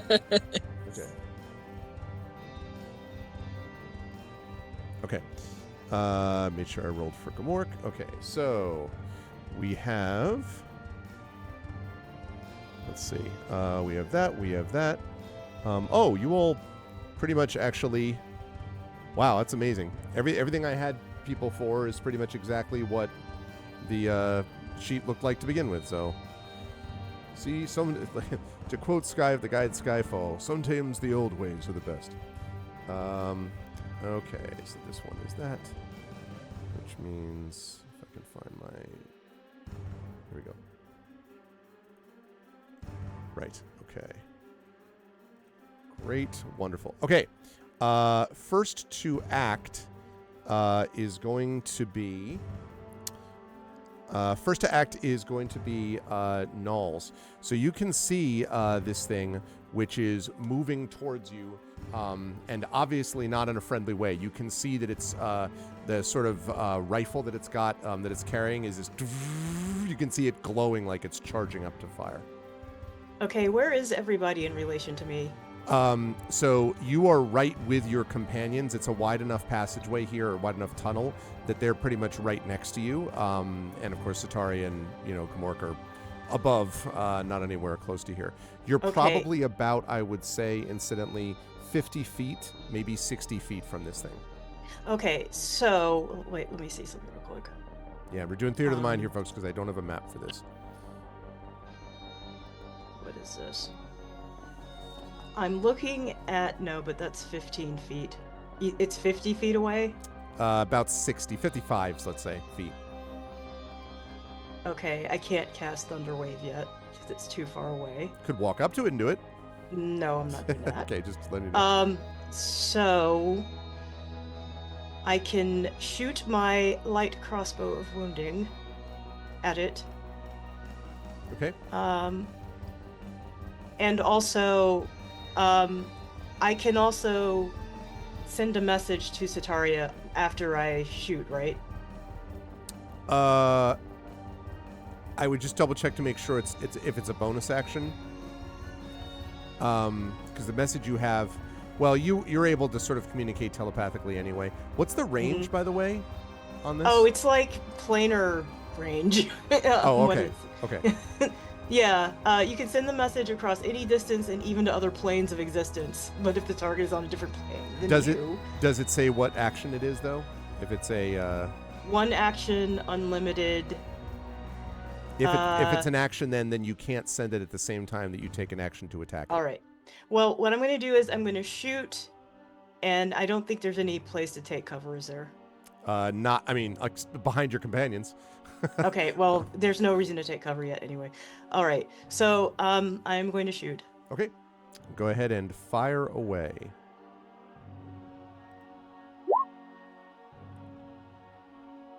Okay, what do we... Sorry, let me move that off of the dice roll. All right, what do we got? 10. 10 is not going to hit. I'm afraid that is a It's miss. Are you sliding left or right, or like sort of staying roughly where you are? Okay, well, what's going on to the left and the right? It's just a corridor, right? Yeah, that's right. Yeah. And your companions. I might slide to the left. Okay. Just for fun. That sounds good. And then you jump to the right. Put your hands on your hips. Okay. So, Sataria, you were up next. Now, you're obviously up in the room above. Now, this is just a general question for everybody. Did you have the two ways, or how regularly were you being in contact? Yeah, it was my intent to essentially have it on an open channel the entire time. Okay. Well, then you would definitely hear the sound of roar, and then sound. You're not affected by whatever this, moaning was, but you definitely heard, Sataria, this, that kind of thing. So you definitely heard that through the two-way. I'm gonna hurry down there, but I'm sort of pausing to figure out what she's gonna tell Gamork, because she can't tell him, Mm-hmm. but she'll just sort of turn to him and talk like he could understand her and be like, I gotta go help the others and we'll be back and I'll then be she'll go. back. Okay. And Gamork kind of growls generally, but okay, so you're booking it down the hall, basically down the hatch. Okay. I would say, since you're going to double move, you would probably get, see if you let yourself down. I would say that you'd probably get maybe halfway down. You get down the drop tunnel, and you would get maybe, or the drop shaft, and you get maybe halfway down the passageway that leads to, the where you put down the rope. Sure. So on this one. Okay. That's going to lead us next to Jaraxxus. Now, Jaraxxus, you having not saved against this effect. That's right. I will say what this means is you are going to have, because these voices are continuing to sort of pound away in your head, which means that you will have disadvantage on all attack rolls and ability checks until you save out of this. Now, you can repeat the saving throw at the start of your turn, and if so, you will end the effect on a success. So you can start by trying to make a save against this effect since it's the beginning of your turn. I would love to. I will do so. Okay. I have advantage on all intelligence, wisdom, and charisma saving throws because I am Adundus. 17. 17 is enough. So it fades. And I want to mention something, Jaraxxus. Even as it fades, you still hear a little bit of a faint echo, very quiet now, of the unmistakable droning sounds. But they sound familiar, Jaraxxus. You think you've heard this before. You think you heard it when Fizelkis emerged from the void dimension. You may remember there was that moment where it leaped out of the shadow dimension, right? And it was making this roar, like these psychic attacks. That's what it sounds like. But now it's faint enough that it's not affecting you, so you can now attack normally or do whatever normally. By Zelkus leaping from the void dimensions, not a sentence I expected to hear today. But it's not actually Fizelkis that you're looking at, to be clear, but right. Okay. Jaraxxus is going to just start to get some damage on this thing until there's reason to do otherwise. Okay. So I am going to put my symbionte mark on it, okay. which is essentially a hex. So I'll start concentrating on that. That's a bonus action. I using the special battle focus that I got from the forge. You see the glyphs around my arm glow, and a sprite shoots out from my fist as I extend it, and there's a big blue X over this creature as I have marked it. And then I will shoot a sprite beam, 2 beams. Okay. At level 5. To beam or not to beam? To beam question. or not to beam? All right. The answer is to beam. So I shall beam. That's a 24 to hit. That will hit. And a 21 to hit. 21 will also hit. 2 hits. Great. Okay. The hex, I'm just going to check if it deals its damage once per turn or on every attack. 264. What's the nature of the hex damage, by the way? I'll tell you. Let's see. What is this called? Symbionte mark. Okay. you place a psychic marker upon a creature you can see within range. The mark's fine. I'm wondering about the damage, though.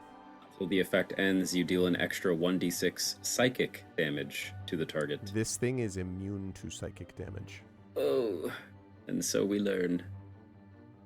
Whenever you hit it with an attack. So yeah, it would have been every attack. But this does say, also choose one ability when you activate this power. The target has disadvantage on ability checks made with the chosen ability. Okay.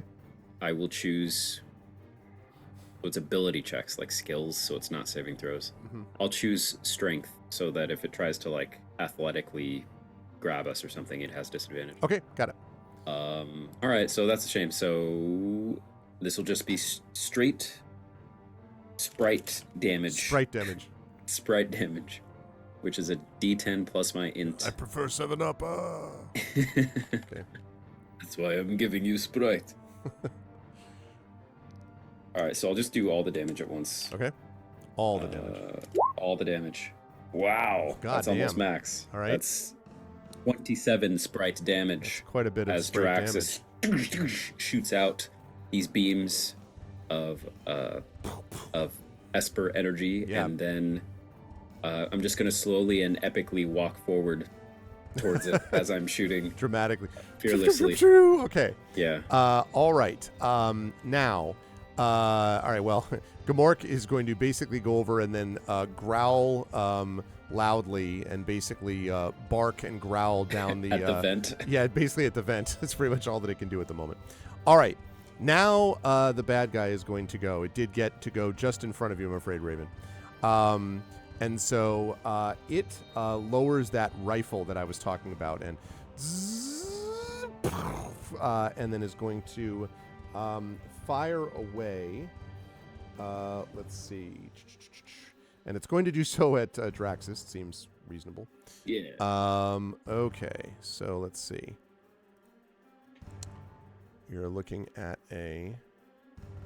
I'm looking at that. Can we please do this? Okay. Right. My armor class is very high. 11. That... Have we had this discussion before? Don't you have a better AC than this? You still don't? Nope. It's actually incredibly accurate. Because my dex is negative and I don't have any crazy armor or anything, so it's literally 12 minus 1 is 11. Plus one. Well, you'll be happy to know that it rolls a 10, so it literally just like over your shoulder. And you're like, yes. And then it fires again.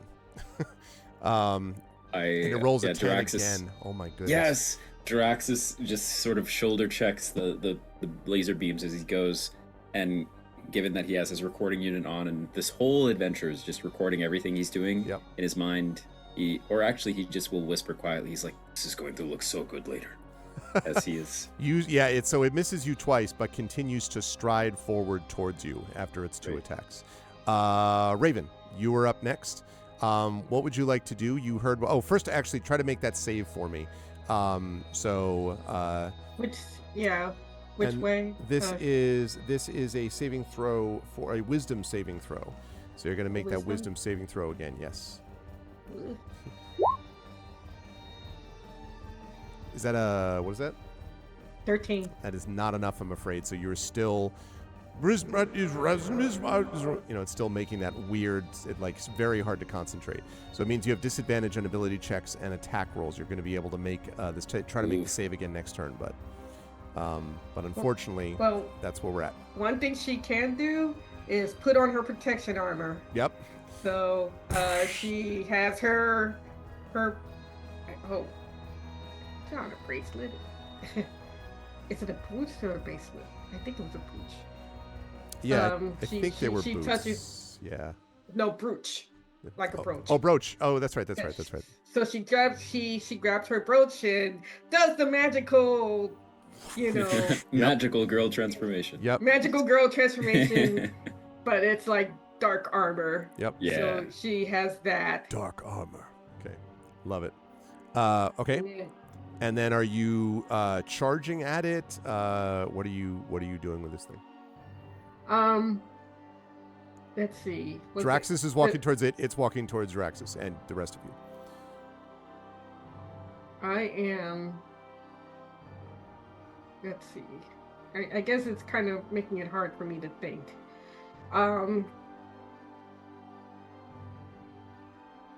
I can try. Yeah, was the putting on the armor in action? I think that's a bonus action. I'm pretty sure is what I Okay. said. Yeah. Okay. Then she is going to try to. Of course, can she do this with Dr. Jaraxis in front of her? If you, yeah, because it depends on what you're going to do, I guess. Because you could run up to him, basically, right next to him. He's striding forward, not running, so Okay. dramatically. And all the stuff that she's doing is all the stuff that she has are either channeling attacks or psychological stuff. She Psychological does- stuff could be good. or Well, No, but that's Yeah. not not literally yeah, psychic. she just saw this spell. Yeah, that's true. That's true. So Yep. She does have her energy staff. So what she can do is try and run up and then swing it at the rope. Okay. The robot. I think you can get there because the robot has been walking towards you at the same time. So when you come close, again, it's 8 feet tall, so it's like, you know. Okay, so go ahead and make your attack against this thing for everyone who doesn't remember. There it is. Actually, Raven, that just from the picture, I know it's not exactly right, but that looks a little bit like Raven, doesn't it, on the left of the picture? Just a tiny little bit. Just a little bit. I mean, she's there's she's not green. green. What do you mean? Well, she's Lorendi. No, I know. Actually, I was- Lorendi, she's blue. Yeah, It's yeah. not green. No, I know, and doesn't have a Oh. ponytail. I just meant the armor reminded me slightly of what I imagined. Okay, so yes, so you run up and sorry, this did this thing that it sometimes does, which I don't like. Okay, there we go. Great. All right, so you rolled a 19. 19 will hit. So go ahead and roll Okay. damage for me, please. 46. He's not immune to force damage, which is what I think this is. And it should be 1d6 plus your strength, I would assume. Well, I have no strength, which is why she usually does it. Oh, I see. Oh, well, okay. Yeah, 6. she doesn't really like Smack. using her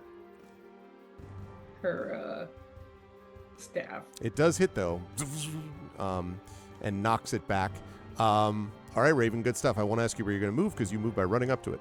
All right, top of the round. Nulls, you're up first. Sataria is on deck.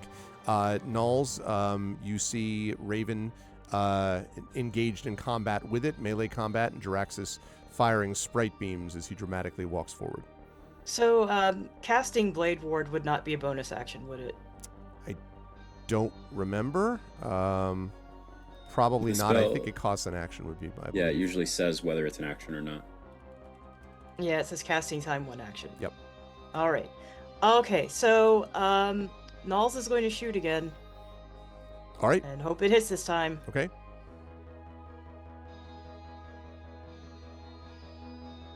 Nope. 6. Yeah. Misses again. All right. Sorry, Nulls. You're gonna move up a little bit or stay where you are. It's obviously within range of you. So. It's in range. I'll stay where I am. Okay. Sataria, you're up. Jaraxis is on deck. Sataria, if you're continuing to just book it, I would say you can. Yeah. So you can get down the thing. You do need to make an athletics or an acrobatics check to go down that rope, but you can do it at advantage. So maybe if you could do that. This is feeling very Duel of the Fates to me, like Obi-Wan running to, like after. That's what I got last time. You know. Damn. Yeah. You just Yeah. slide down. So I would say that means that you're able to get into the data core room, and you can hear the sounds of combat echoing down the hallway from the tunnel in front of you to the left. So almost there. Jaraxis, you are up. Gamork will Great. be on deck to growl at the vent on his turn. Cool. Draxus, what do you want to do? In a quick time check too, is this going to be the last round? Probably. Probably yes. Okay. hmm. All right. Well, the best defense is Sprite killing your offense? enemy. Okay. Yeah. All right.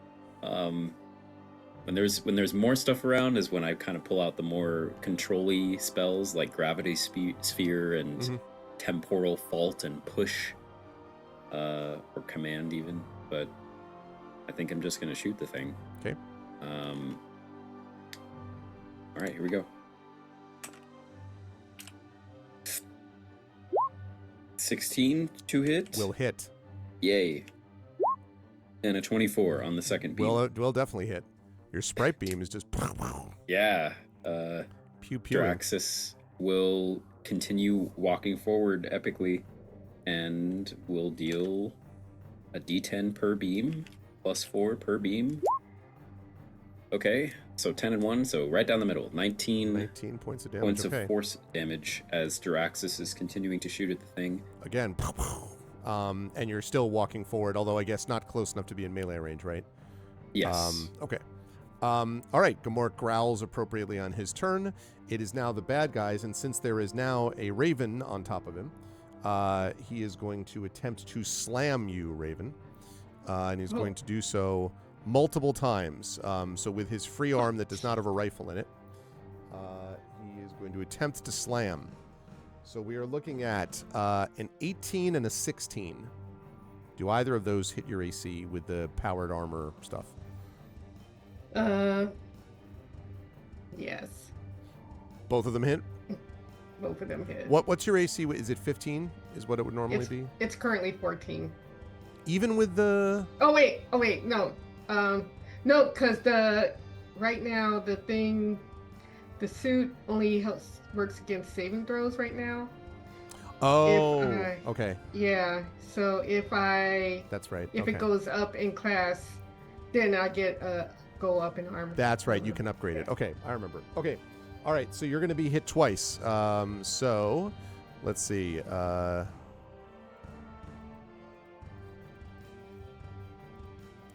All right, you are going to take 15 points of damage, Raven, as it Oh my gosh. smacks you. You do not go prone, but it does smack you around quite a bit as it does that. But you are still up. At the beginning of your turn, you get to make that save again to see if you can save out of the negative effect of this psychic stuff. Okay. So it's And my it's a turn wisdom. now? Yes, and it's your turn, so it's a Okay. wisdom save. Oh jeez. Oh, Well. God. Yeah, that knocked the goofy. Yeah, that knocked me goofy. I'm immune to your. Yeah.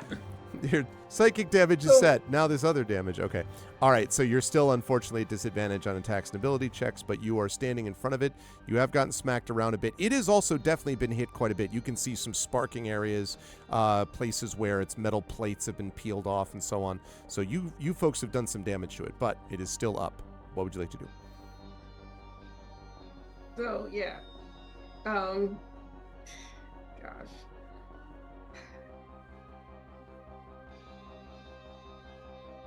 All right. Well, am I close enough to reach? Like close enough to touch the robot? Oh yeah, it just touched you. Okay. You're very close enough Alright. to touch it. All right, then. She's going to do something that she's never really done in front of the others. Ooh.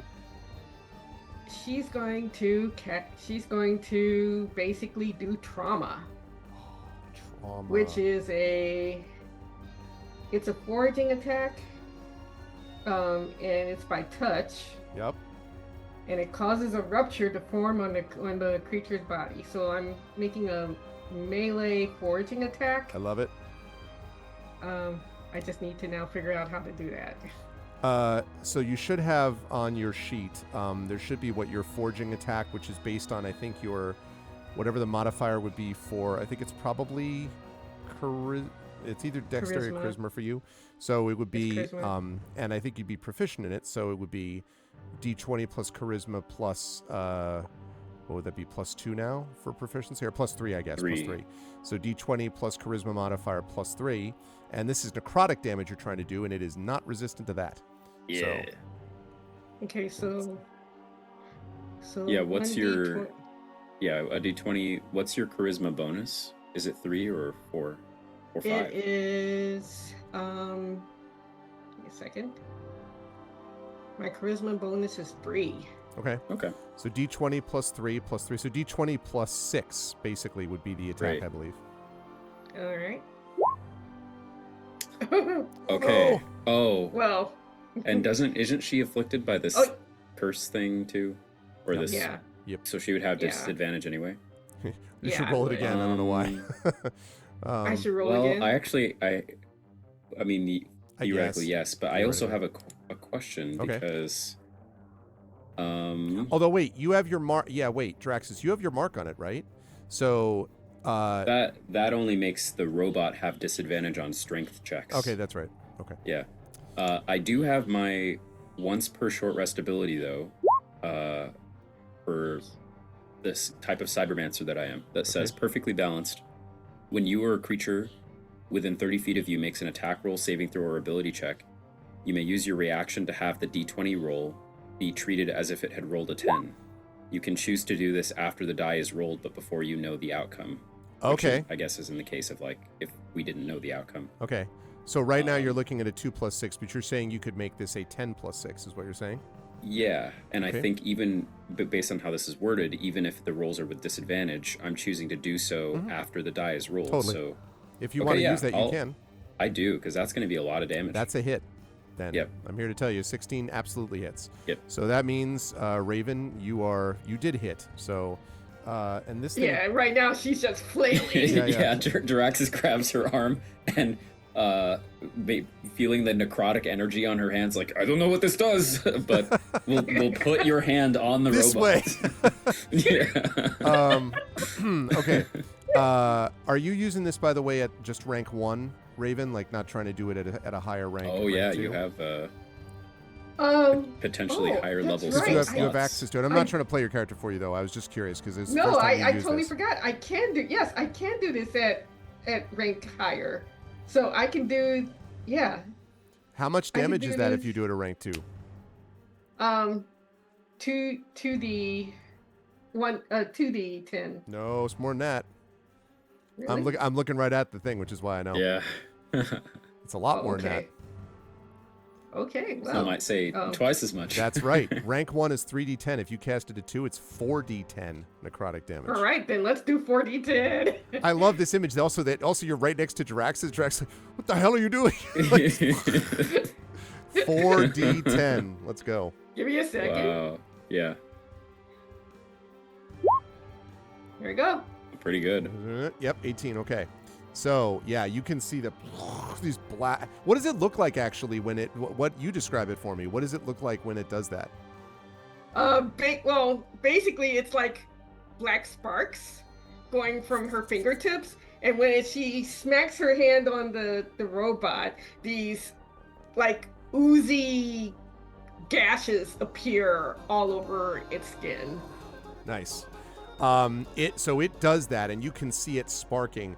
It's starting to look pretty hurt. It is not destroyed, but I will note, because we're going to have to pause now, and we'll pick this up in our next session of this combat. But I will note that as you do that, I would say as Sataria is running down the hallway towards you and is just about to run into the corridor, all of you and Sataria can see the runes flare on the walls in response, apparently, to what Raven did when hitting it with that necrotic damage. And all of you hear a like emanating around you. And that is what we will think about as we get ready for our next session. Good stuff, everybody. I am extremely excited to see how this stuff goes down next. Oh, that's right. It's like my other one's going. Hey, you be quiet. All right, wonderful. So yeah, I am excited to see what else is going to happen with this. As you're battling this guardian of some kind. 8 foot tall, no big deal. That was cool, Raven. I'm excited to see other people's reactions to it too. So good work from everybody. Obviously, figuring some of these things as you're unraveling these mysteries is beginning to pick up, and the fact that you all got a lot more direct confirmation this time that something seems to be going down with the Carradine here, or at least some connection to them, that fits out a lot, and also ties into why the Sunrider was brought down, and more of these mysteries may get sort of solved, and other ones opened as you go along. So it was fun to watch. I will start at the bottom right this time of the column, or the squares.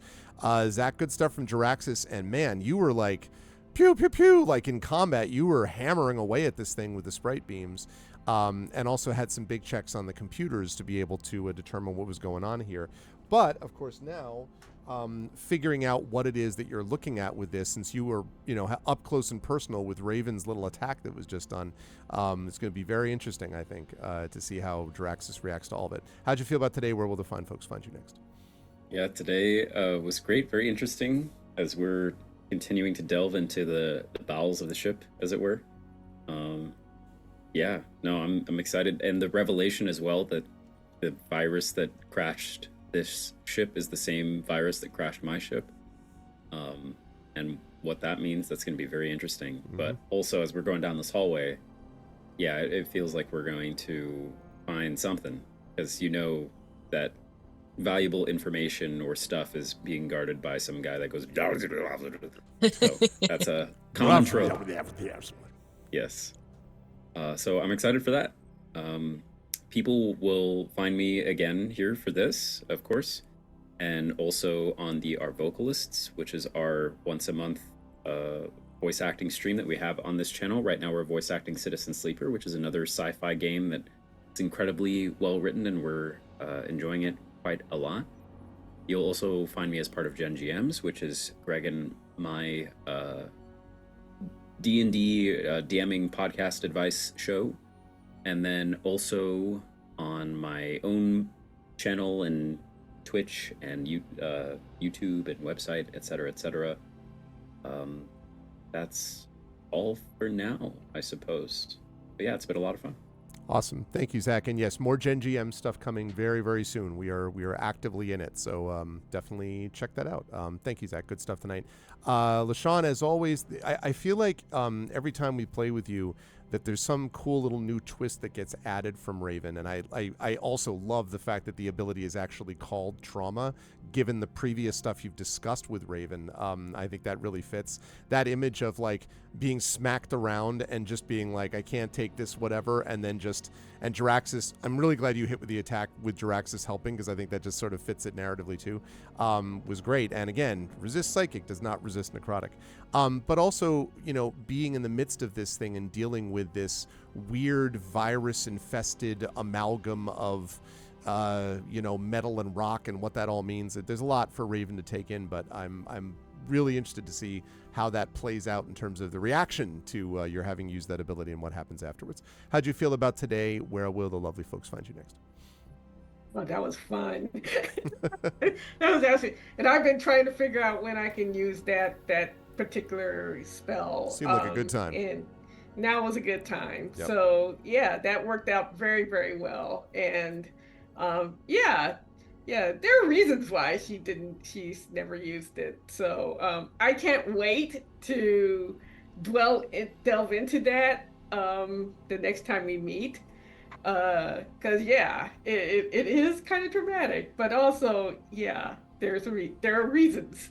So Love it. But that was fun. This was a fun game.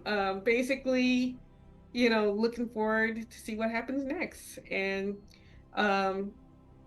people can find me on Facebook, and they can find me on Blue Sky. I have a blog at tbonecafeblog.com. I occasionally post blog posts and newsletters there. So Good that's stuff. where people can find me. Thank you, LaShawn. Always a pleasure. It was fun.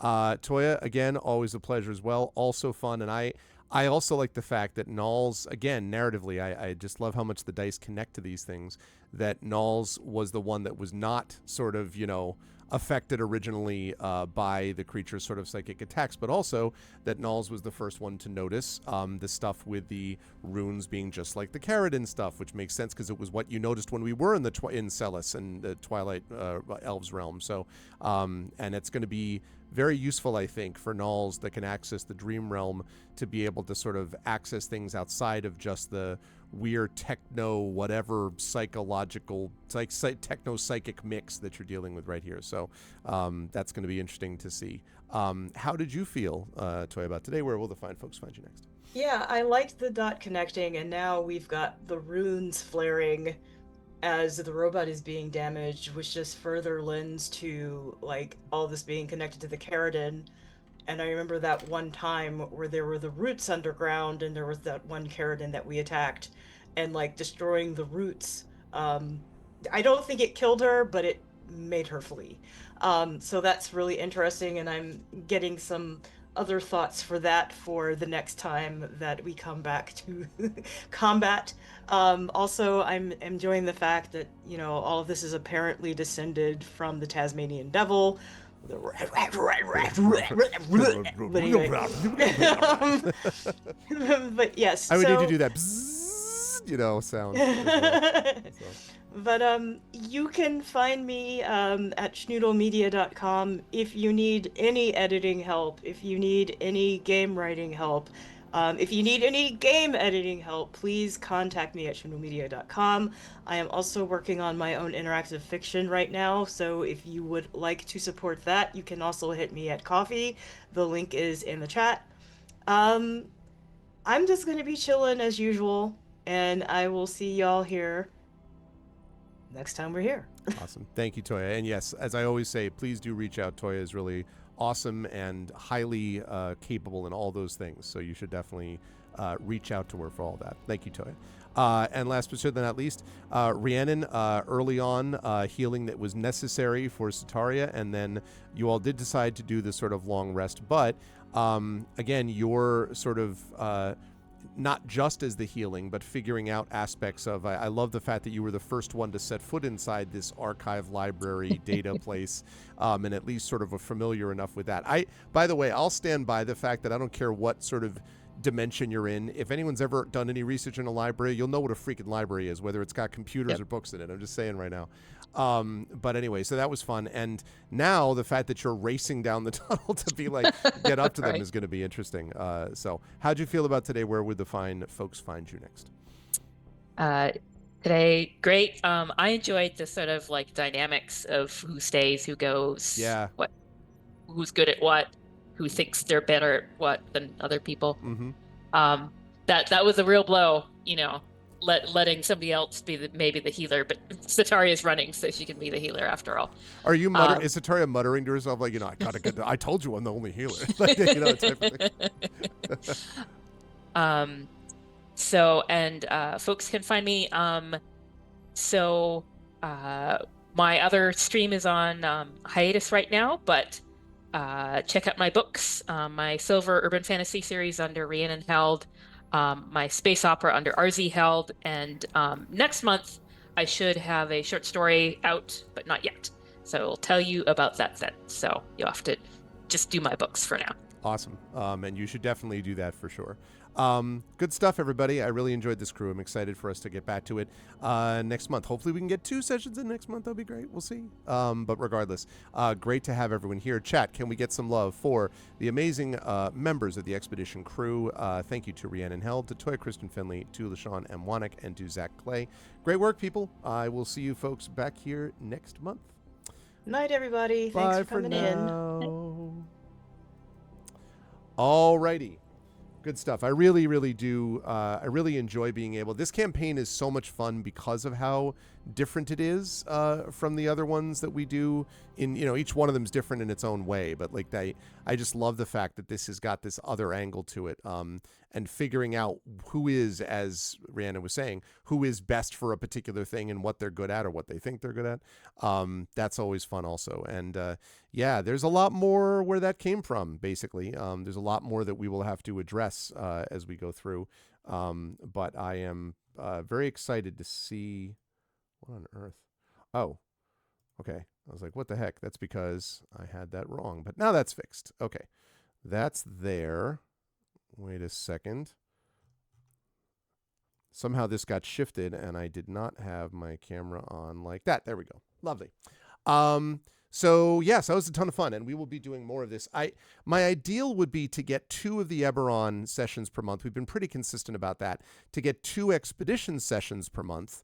I'd love to be able to do that, and then we've got By the Dice Roll that there's once a month on Sundays, and then once a month or twice a month on Tuesdays is when we were doing Beowulf, and when we're now going to be starting to do Dragonbane as of next month. That's what I'd like to do, but in reality, because everyone has a busy schedule, Expedition's been more like once a month. But we'll do the best we can, and we are making progress. I love this. I love being able to hang out with these folks and play this game with this campaign and sort of explore the world and the story. But obviously, it's a matter of getting everyone on board to do it. It's what happens when you get good people and good players, and they're all adults. Everyone's busy doing things, but we will continue to forge on.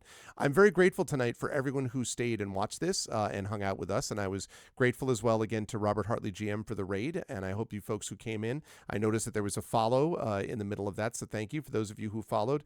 Actually, a few follows, so for those of you who followed, thank you so much. I hope you like what you saw and heard, and we'll come back because we got a lot more tabletop where that came from. We are going to do a raid today because it's not super late and we had a good turnout tonight. Raids are really simple. If you are not a sub, you type in this. You can cut and paste that. The Arvanauts have landed, followed by Twitch raid, lowercase Twitch, uppercase R, lowercase AID.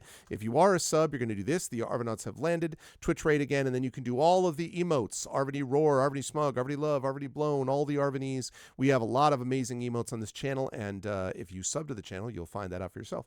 But you can do that when you are brought over automagically to the place that we are going to raid and basically forward on some of the love that we got from Robert Hartley GM. That would be great. If you like what you saw and heard today, one other note about schedule. I'll be back on Tuesday with the monthly illustration stream, gamebook illustration stream of Into the Dark with Tari Toons, a professional cartoonist, illustrating it. And then I'll be over at 4 p.m. over on GOG.com playing on Pen and Pixels, playing more Breath of Fire 4. And then on Wednesday, I believe we have another session of Community D&D coming at you with the Shadow Crew. That's going to be a good time. And then Thursday, I will be back to you with Metroid Prime Beyond, Metroid Prime 4 Beyond. I'll have that both Thursday and Saturday. So we got a lot of Metroid Prime Beyond in your future once we get past Tuesday. So it's going to be a good time. I'm having a really good time with that game. If you like what you saw and heard today, I hope you will follow the channel. I will hope you will check out our YouTube at !ArvTube. And please subscribe to me over there. It's free for you to do that, but it really helps us out. Thanks for those of you who were over today. There were a couple of people over there watching us on this channel, so thank you so much for that. Discord is !ArvCord. You can hang out with the Arvanauts in between streams. Blue Sky is !ArvSky for all of your microblogging needs. You can join us there. Website for this is arvanelleron.com. Financially, !ArvShop is the merchandise area. You can get a lot of stuff relating to the channel, the campaigns that we do on this channel, and also cool swag for you. It supports the channel and also gives you some cool clothing to walk around in. !Arvtreon is that Patreon right over there. We're trying to build that back up into triple digits. There's unique stuff there that you can't get just from subbing. It gives you inspirations to help our tabletop players. It can give you all kinds of things like an epic character background written for you, an epic poem written about you, written for you, and stuff like that, even critiques of your writing at a high enough level. So you can do all of that at the Patreon. You can also sub to the channel and get those custom sub badges and emotes to use here, there, and everywhere across Twitch. That's also really useful. Get the inspirations to help the players as well. On the publishing front, !Icarus, my graphic novel from Athos Arts. !Library is my Tales and Tomes from the Forbidden Library. That's my 5e adventure and sourcebook from Alligator Alley Entertainment. I can say best-selling because it is actually an Electrum seller, I believe, maybe even a silver seller, over on DriveThruRPG. It is now sold out in print. We're hoping to get another printing out this year. It's obviously a good thing that it was sold out because a lot of people bought it, but it's available still in PDF, and you can get it over there. Alligator Alley is also the sponsor for this campaign, Expedition from the Mysterious Peaks, so thanks to Alligator Alley for that. And Greyshade, that's my Greyshade IP. Greyshade, Renegade, and Heretic is the Grey Assassin trilogy, award-winning and critically acclaimed. You can get the 3 books from Athos Arts there. You can get the 2 audiobooks books available, Gray Shade and Renegade from our very own Trent Sparks narrating. At that link, Heretic will be out in the next few weeks, which is the final audiobook in the series. So you can get those now. You can also get you can pre-order the tabletop role-playing game of Gray Shade, being designed by our very own Brandon O'Brien, which will be out again from Alligator Alley Entertainment in the next couple of months. So you can get that at that exclamation point Gray Shade link as well. And as always, exclamation point BLM, Black Lives Matter, important to affirm and assert the significance and importance of Black lives. Exclamation point Help Now, the World Health Organization page on suicide prevention. Important to reach out to others when you need help and reach out to others when they need help as well. And exclamation point Ukraine, UKRAINE, to help the people of Ukraine as they fight back against an illegal and illegitimate war with bravery and courage, and send the message that we will do so for others in that situation in the future. And again, my best thoughts, prayers, all good thoughts going the way of the people of Minnesota and especially Minneapolis. Please continue to stay strong and to inspire us with that strength. As I've been seeing a lot on social media about this, we are going to win, and I think that's a good way to think about it. I'm really heartened by what I've seen from the community there, so keep it up.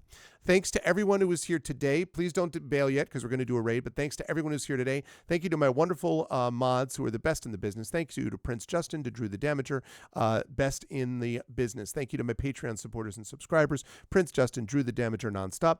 Thank you so much to my viewers. Thank you to Anna Vorteria. Thank you to Archangel Mike. Thank you to Betrader. Thank you to Betty Toth. Thank you to Binster.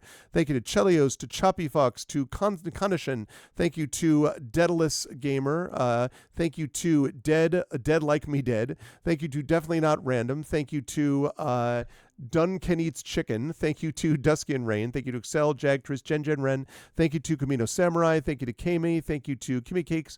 Thank you to Nork Pie. Thank you to Lara the Forest Twitch. Thank you to Lord Prettybeard. Thank you to Macabre. Thank you to Malazara. Thank you to Mrs. Dunsel. Thank you to Ryu. Thank you to Satanic Sister. To Scones Tavern. To Sano Savan. Thank you to Valendis. Thank you to Warjon. Thank you to Windworm, Zalvi, Yispil, and of course, thank you to Robert Hartley GM for the raid today. And special thanks to the Expedition crew. Amazing work, Expedition for the Mysterious Peaks crew of, thank you again to Rhiannon Held. Thank you to Toya Kristen Finley. Thank you to LaShawn M. Wanick. And thank you to Zach Clay. Everyone, please stick around for the raid, and I will see you folks back on this channel Tuesday at noon Eastern for more of our Into the Dark game book playthrough, illustrated live by Tari Tunes. Until then, everyone, please be good to each other. Stick around for the raid after the video, and have a good night.